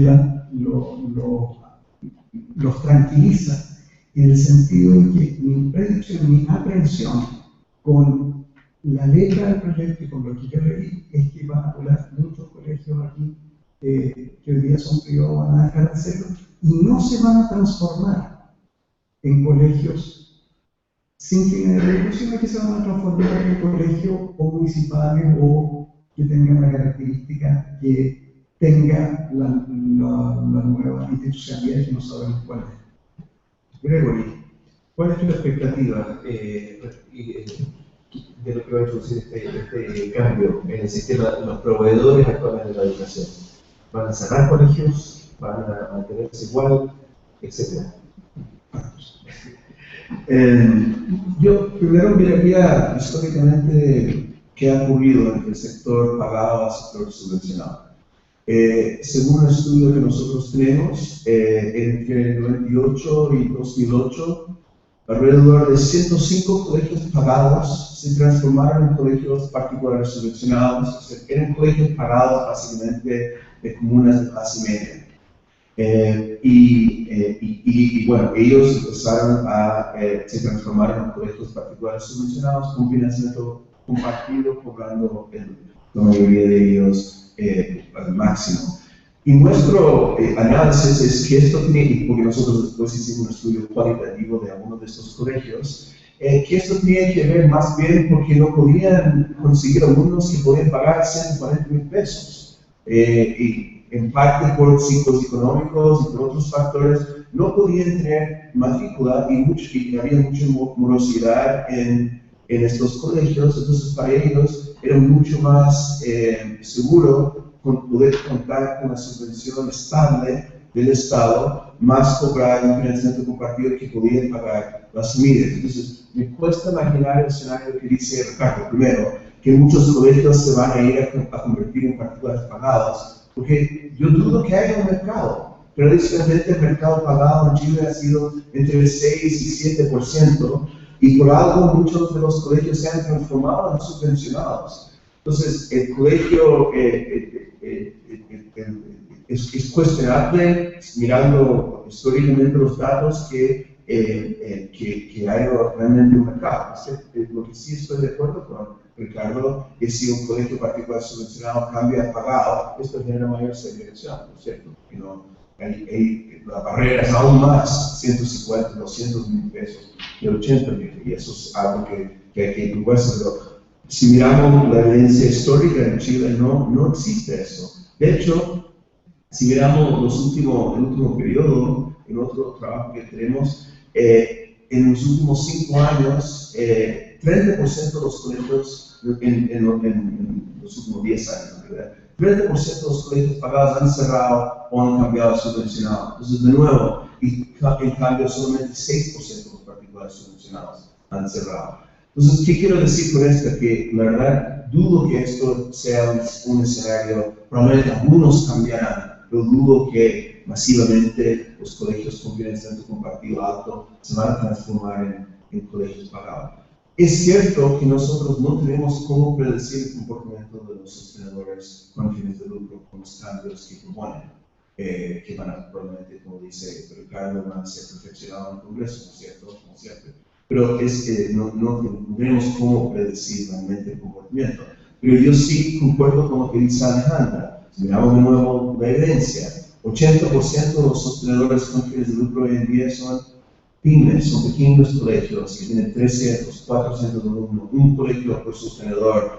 Mayormente los sostenedores son ex-profesores con mucha vocación educacional, son colegios de la comunidad. Cuesta imaginar que estos colegios no quieren seguir bajo una nueva modalidad. Ahora, el 20% de colegios que son redes de colegios, que muchos de ellos es un negocio interesante, probablemente un grupo de ellos están en la educación, que están en la educación no por vocación educacional, sino para ganar dinero. Como algunos que se han mencionado en la prensa, no voy a decir nombres, pero que tienen restaurantes, bares, discotecas y una red de colegios. Probablemente ellos se van a salir, yo anticiparía, pero no lo sé. Y este otro grupo de sostenedores que han sido exitosos en términos económicos, pero tienen mucha vocación por la educación, también yo anticiparía que van a adoptar una de las nuevas modalidades. Es cierto, algunas cosas que dice Ricardo habría que discutir en términos técnicos, pero yo creo que, de nuevo, el no lucro no es algo, lo que tenemos en Chile es algo muy extraño. No existe ningún país que tiene 35% de alumnos en colegios subvencionados con fines de lucro. Los otros países con sistema mixto no tienen lucro. Solo Suecia, en educación media, tiene 18% de alumnos en colegios con fines de lucro. Si uno conversa con académicos y policymakers, allá hay un tremendo debate sobre si estos colegios deberían haber existido o no. En los Estados Unidos es menos de 0,5% de los charter schools con fines de lucro. Y también la propuesta del gobierno es también consistente en el tema de la compra de infraestructura. En Holanda, muchos de los 70% de la matrícula van a colegios sin fines de lucro, particulares subvencionados, mucha de su infraestructura es pública. En los charter schools también, mucha de la infraestructura es pública, pero con gestión privada. Entonces yo creo que esta gestión mixta, infraestructura pública, gestión mixta, también es algo que uno percibe en países con sistemas mixtos de emprendimiento. Se me está cortando. Sí, Tomás, porque han llegado muchísimas preguntas y quiero por lo menos honrar a algunas de las personas que hicieron preguntas. La verdad que no sé por dónde partir, porque vamos con mucho brillo. Parte por eso, pero partir por el final. Por eso tiene que partir. Yo me preguntaría por qué en Chile tenemos una participación tan grande de la población yendo a colegios particulares subvencionados con fines de lucro. Porque que yo sepa, nadie nos mandó por decreto a sus colegios.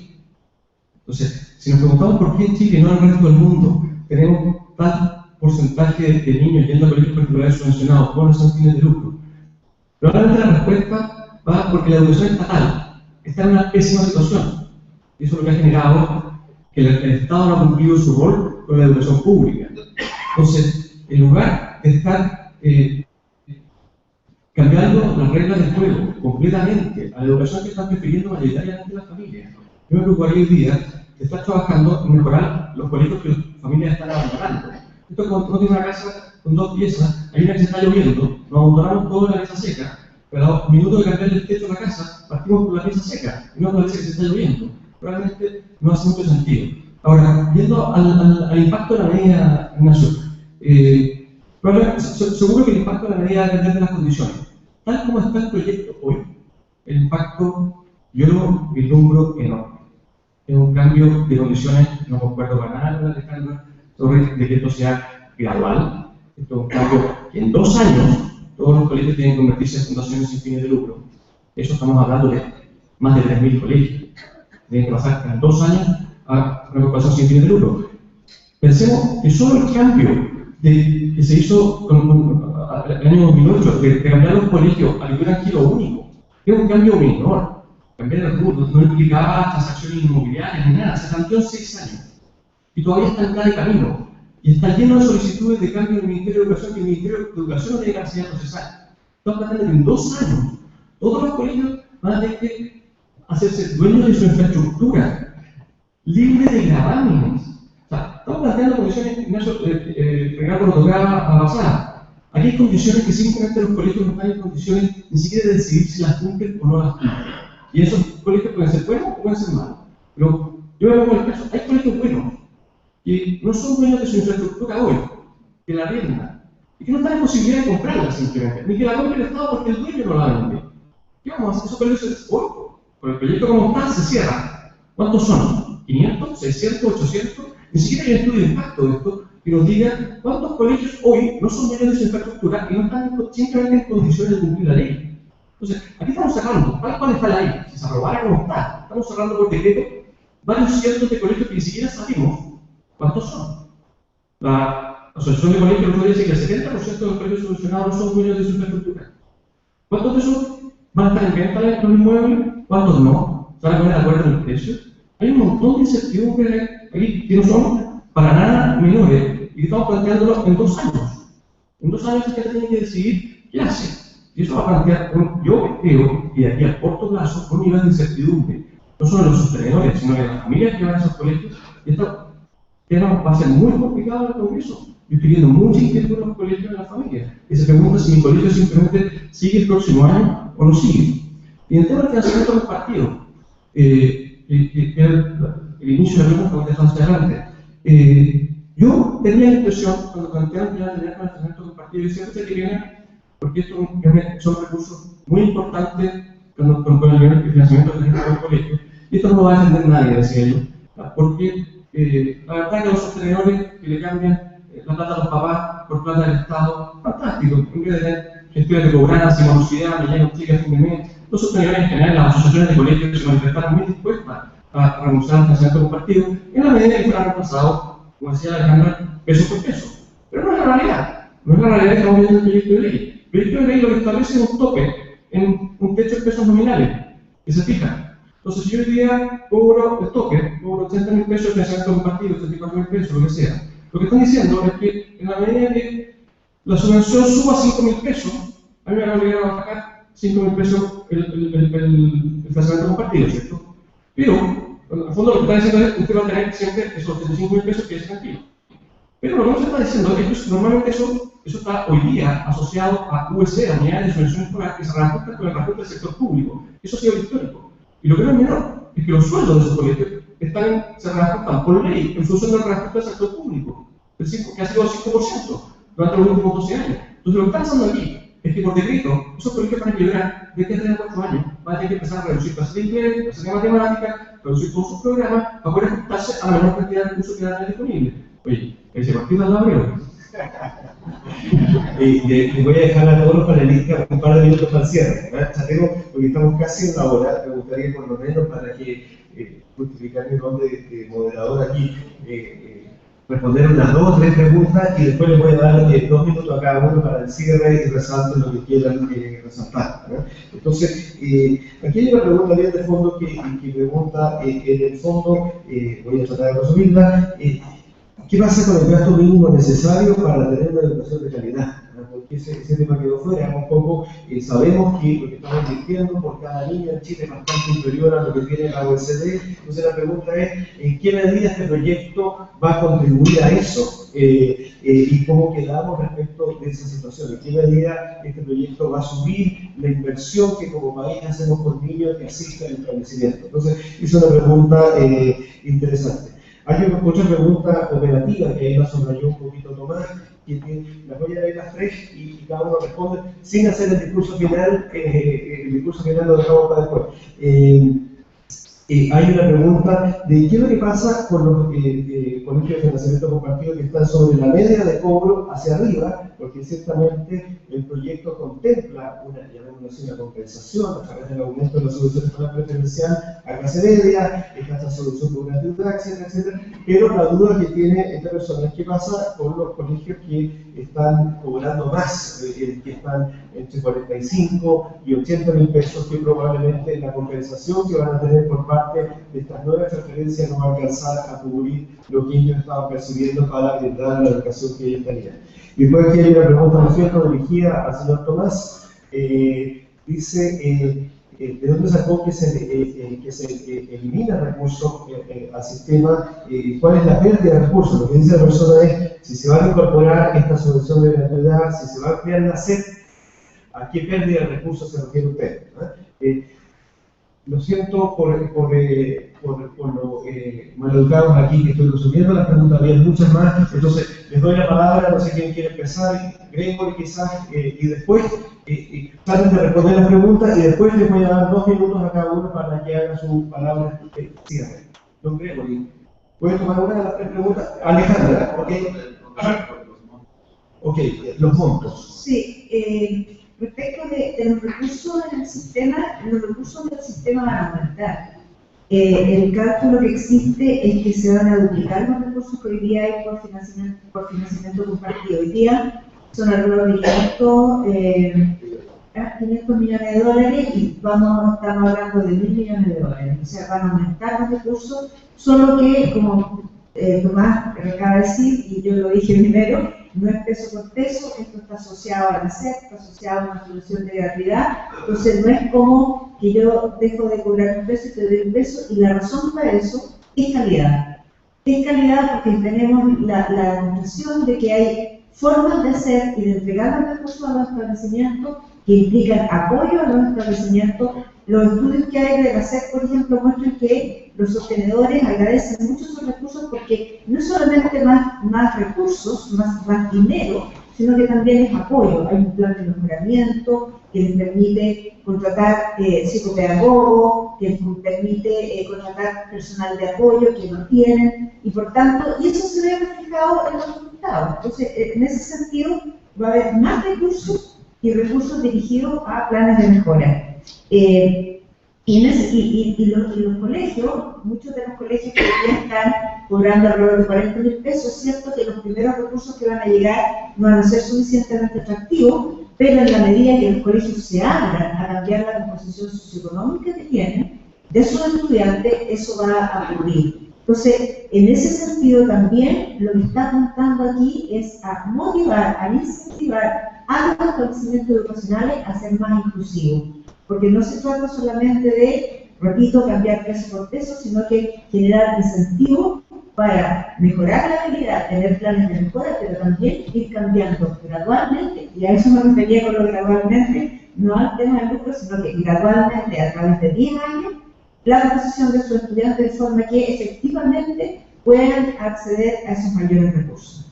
Don Ricardo, no sé si quieres tomar alguna de las 3 preguntas. A ver, solo respecto al gasto mínimo para abordar una educación de calidad, creo que es una súper pregunta esa, que no voy a contestar. O sea, realmente es la pregunta, digamos, que todos quisimos saber. Creo que pensar y avanzar hacia mayor nivel de situación están apuntando a aquello, porque se entiende que no estamos a niveles razonables de recursos, hay que hacerlo. Sí decir que con los recursos que existen, con los recursos que tienen distintas escuelas y distintos sostenedores, hay unos que lo hacen muy bien y otros que lo hacen muy mal. O sea, la varianza ahí es enorme y eso habla que no es solo tema de recursos también, o sea, hay un tema de gestión, de limitaciones, etc. Y que eso tampoco cruza por una definición así taxativa de tipologías de colegio. dentro del colegio con fines lucrativos, los colegios que son muy, muy buenos y otros que son muy malos y así. Señor Tomás, esto está dirigido al señor Tomás, muy educada persona, se agradece mucha prudencia la formulación de la pregunta. Mira, la respuesta, repito la pregunta por si alguien se lo olvidó, sí, claro, bueno, entiendo que era cómo es lo que van a sacar recursos del sistema si en realidad están reemplazando los recursos que se están sacando. Bueno, la respuesta es bien obvia. Creo que si el país podría hacer un esfuerzo de llevar, por ejemplo, la subvención escolar para todos a 100.000 pesos, con el financiamiento compartido podría ser 110 o 120, dependiendo de lo que las familias quieran pagando. Lo que es independiente de que reemplacemos los recursos hoy. Estamos sacando recursos que las familias están dispuestas voluntariamente a aportar por la educación de sus hijos. O sea, es 2 más 2. Sacamos plata, la reemplazamos. Está bien. Pero eso, si no lo hubiéramos sacado, el promedio de gasto hubiera sido más alto. Y eso también es un punto súper relevante, Ignacio, porque habla de la equidad del sistema. Hoy día estamos hablando exclusivamente del tema de segregación. Yo ya planteé, creo, una solución bien simple y directa al tema de segregación que no implica eliminar el financiamiento compartido. Pero no estamos hablando de la equidad. Cuando mi impresión es de que la única forma de que el Estado empareje la cancha, los más pobres, es con financiamiento compartido. Creo que eliminar el financiamiento compartido es una medida tremendamente inequitativa. Y me explico. Si una familia hoy está pagando 30.000 pesos para mejorar la educación de sus hijos, y estoy convencido que es para mejorarla y no porque sean más con sus hijos, si está pagando 30.000 pesos para mejorar la educación de sus hijos, perdí con la oposición. No, si está pagando 30.000 pesos para la educación de sus hijos, sacar el hecho de que digan que no va a tener que ponerlo, no cambia su prioridad de gasto. La prioridad de gasto va a seguir siendo la educación de sus hijos, y sobre todo mientras esa familia sepa que para ingresar a la universidad está compitiendo con familias que se ingresan, que se educan con 300.000 pesos. Entonces, ¿qué es lo que estamos haciendo? Vamos a terminar resolviendo la situación anterior al 2008, en que teníamos una subvención igualitaria, ¿cierto? Pero había unos que tenían un poco más. Lo que vamos a tener ahora es que los colegios vamos a tener una situación igualitaria en cuanto a recursos, ¿verdad? Pero las familias van a seguir gastando esos 30.000 pesos, como pasa en Corea, como pasa en China, en academias por fuera, pero universitarios, clases de inglés, y se vuelve a abrir la brecha de oportunidades. La única manera de que eso se empareje es que el Estado haga por los más pobres lo que la clase media hace por sí misma. Si tú haces por todos lo mismo, vuelven las brechas naturales del sistema. Así que yo creo que hay un tema de equidad ahí oculto súper grande. Te vamos a descontar un par de segundos de la pronunciamiento final porque ya lo estás haciendo. Don Gregory, y después damos la ronda de cierre. Yo creo que, porque donde puedo decir, yo creo que la ciudad es muy bueno para resumir, pero yo diría que los 4 estamos de acuerdo, principalmente, que Chile no gasta suficiente educación, gastamos un tercio de lo que gasta el OECD. También tampoco estamos de acuerdo que la SEP ha sido una política pública efectiva, y ampliar la SEP entonces es que está en el camino correcto. Ahora, me hago la pregunta, Tomás, lo que tú dices me parece interesante, pero ¿por qué otros países de buen rendimiento no tienen copago? Ningún país de buen rendimiento tiene copago. Sí, copago y además, como la herencia aquí, si quieren, podemos discutir un poco cómo lo presentó, pero es matizada. Yo creo que tenemos que reconocer lo que indica Alejandro, que tiene un efecto matemático de 5 o 6 puntos. No hay una evidencia sólida que el financiamiento compartido está generando un tremendo salto en calidad. Y ningún otro país de buen rendimiento que queremos comparar a sistemas mixtos tiene copago. Tampoco veo ninguna razón, y además es una propuesta graduada, de eliminarlo gradualmente en 10 años con el diseño de financiamiento compartido. No veo, digamos, una fundamentación sólida para mantenerlo. Y bueno, si miremos, todo el mundo habla de Corea, los hagwons en Corea, donde 75% de las familias mandan a sus hijos a hacer tutorías de estos hagwons y gastan entre 10 y 30% de sus ingresos en tutoría privada. Eso es algo muy interesante, pero es algo también asociado a las altas consecuencias de la cultura coreana, de las familias, de altas consecuencias que tienen las pruebas de ingresar a la universidad. hay las consecuencias que tiene para la familia si su hijo entra o no a la universidad. En otros sistemas mixtos no ocurre esta gran inversión como Corea. Entonces, yo creo que no podemos decir que vamos a terminar como Corea, cuando hay muchos otros sistemas gratuitos, sin lucro, sin copago, sin selección, donde las familias no gastan 30% de sus ingresos en tutoría privada. Muy bien. Una ronda de cierre, 2 minutos, salvo Tomás que tiene 1 minuto 35. Alejandra, ¿quieres partir tú? Bueno, yo creo que la idea principal que está aquí en discusión y que hemos estado, sobre lo cual hemos estado dialogando hoy día en la mañana, es a poder tener muchos colegios de buena calidad que todos los padres puedan elegir. Yo creo que ese es el sueño, o sea, que los colegios que sean buenos, todos por cierto, pero que todos los padres puedan escoger. Y yo creo que solamente, a mí me gustaría hacer una reflexión final, en el sentido de que se habló así como muy al pasar, porque no era el tema en realidad, pero quiero decir que yo soy una convencida de que junto con esto que se está haciendo, tenemos que fortalecer la educación pública.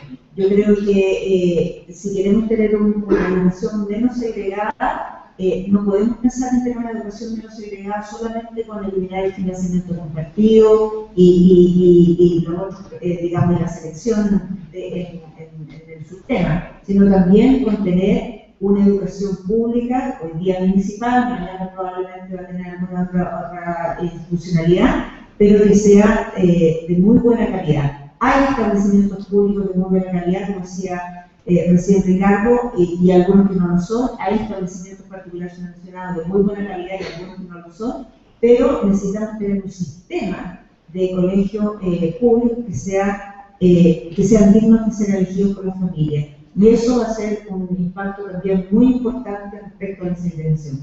Don Ricardo. Gracias. A ver, yo quería decir de que, a ver, todo lo dicho, digamos, respecto de los objetivos en segregación, en integración, en calidad, todo lo dicho se puede lograr con un esquema distinto, más barato, más que apunta al corazón del problema. Todo lo dicho, o sea, todas las virtudes que podamos ver ahí están con un proyecto de potenciarla, obligar a los proyectos a ser, todos los padres van a tener acceso. Ese es el modelo base, sin cambiar. Este proyecto tiene riesgo, claro que es difícil separar exclusivamente el financiamiento compartido de la otra parte del proyecto, pero tiene, si uno lo integra, tiene serios riesgos de que mi preocupación no es que los colegios se transformen en colegios particulares pagados, es que se transformen en colegios del otro tipo, hoy día llamamos municipales, pero no sabemos cómo va a ir a hacer eso, ¿no? Y esos colegios, digamos, gestionados, digamos, precisamente, esa es una preocupación. Entonces, ahí tengo un tema que quiero terminar con una que no nos vaya a pasar, ¿no? De lo que hoy día uno observa, los alumnos del Instituto Nacional se toman el instituto, hay un incendio, después dicen, no, nosotros no fuimos, estábamos durmiendo.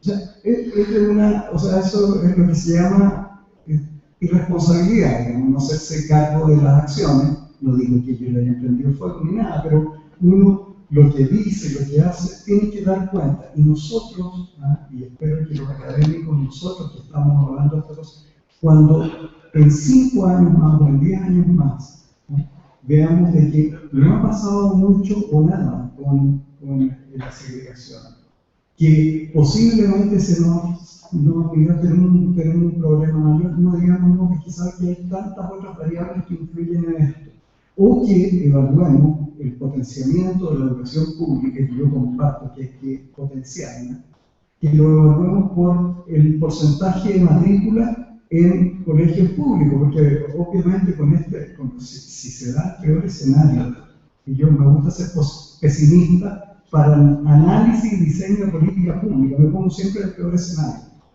si se da este escenario, que cierra un colegio con fines de lucro y se transforma en público, efectivamente vamos a ver un incremento importante de la matrícula pública. Y alguna gente va a estar muy contento porque se potenció esa. Entonces, eso sería, creo, un error. Don Gregory, para que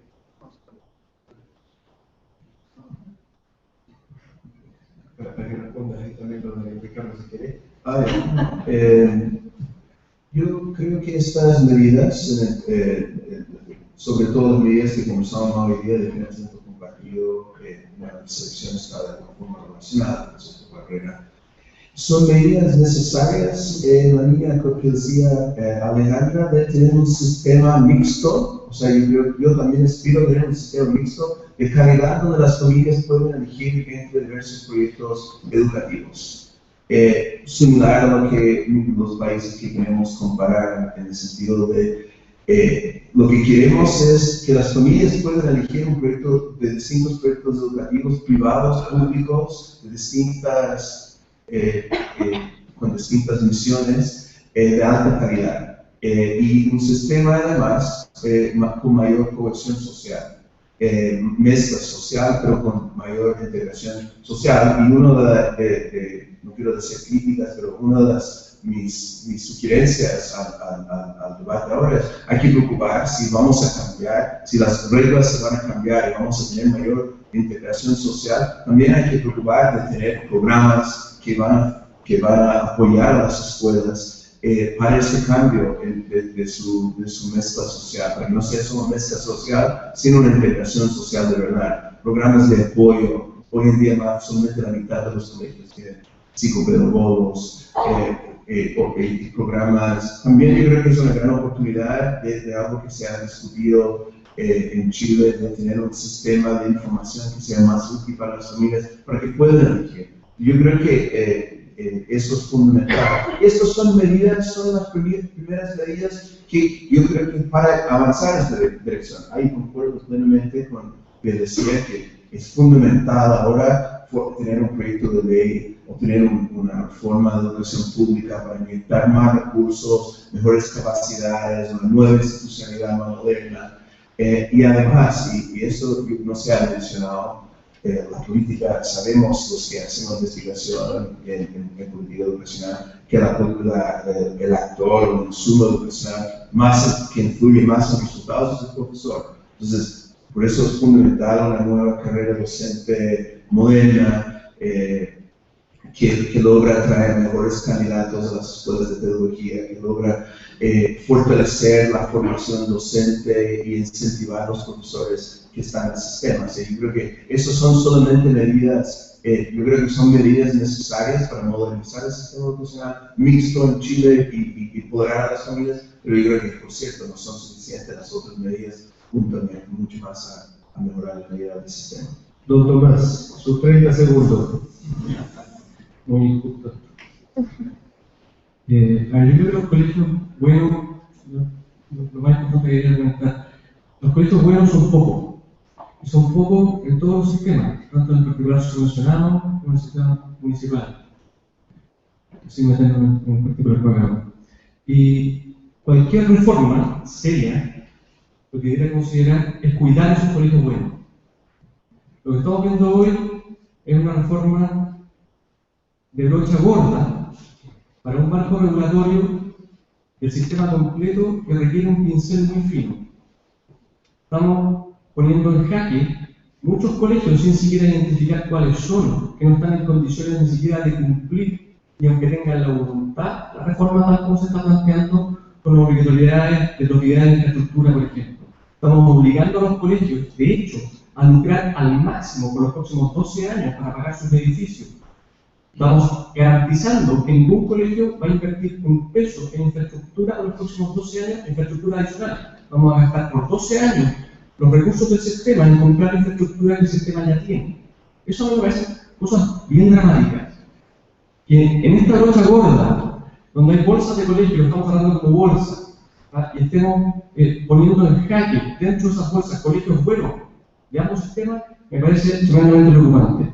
Yo creo que la prioridad hoy sin dudarlo, debería estar en trabajar en mejorar la educación pública como primera prioridad. Yo trabajé en los colegios municipales de Puente Alto, los administré por 5 años. Eran 30 colegios, tenían 30.000 alumnos. Hoy día, esto fue hace 10 años, hoy día tienen 20.000 alumnos. Pierden el equivalente a un colegio de 1.000 alumnos al año. Sin embargo, nos estamos preocupando de los colegios a los cuales esos 1.000 alumnos al año en Puente Alto se están yendo. Estamos yendo a ver si lucran demasiado, si el financiamiento de un partido u otras cosas. Pero no nos estamos preocupando de los colegios de los cuales están arrancando. Eso me parece dramático. Bueno, les anuncio a propósito de esta publicidad, por si acaso, el día martes 17 de junio vamos a tener otra discusión, no con los mismos destacados panelistas, pero otros tan buenos como ellos, sobre el tema de la desmunicipalización. Así que los dejamos invitados desde ya para el próximo martes 17 de junio y hay un café a la salida de la sala. Muchísimas gracias.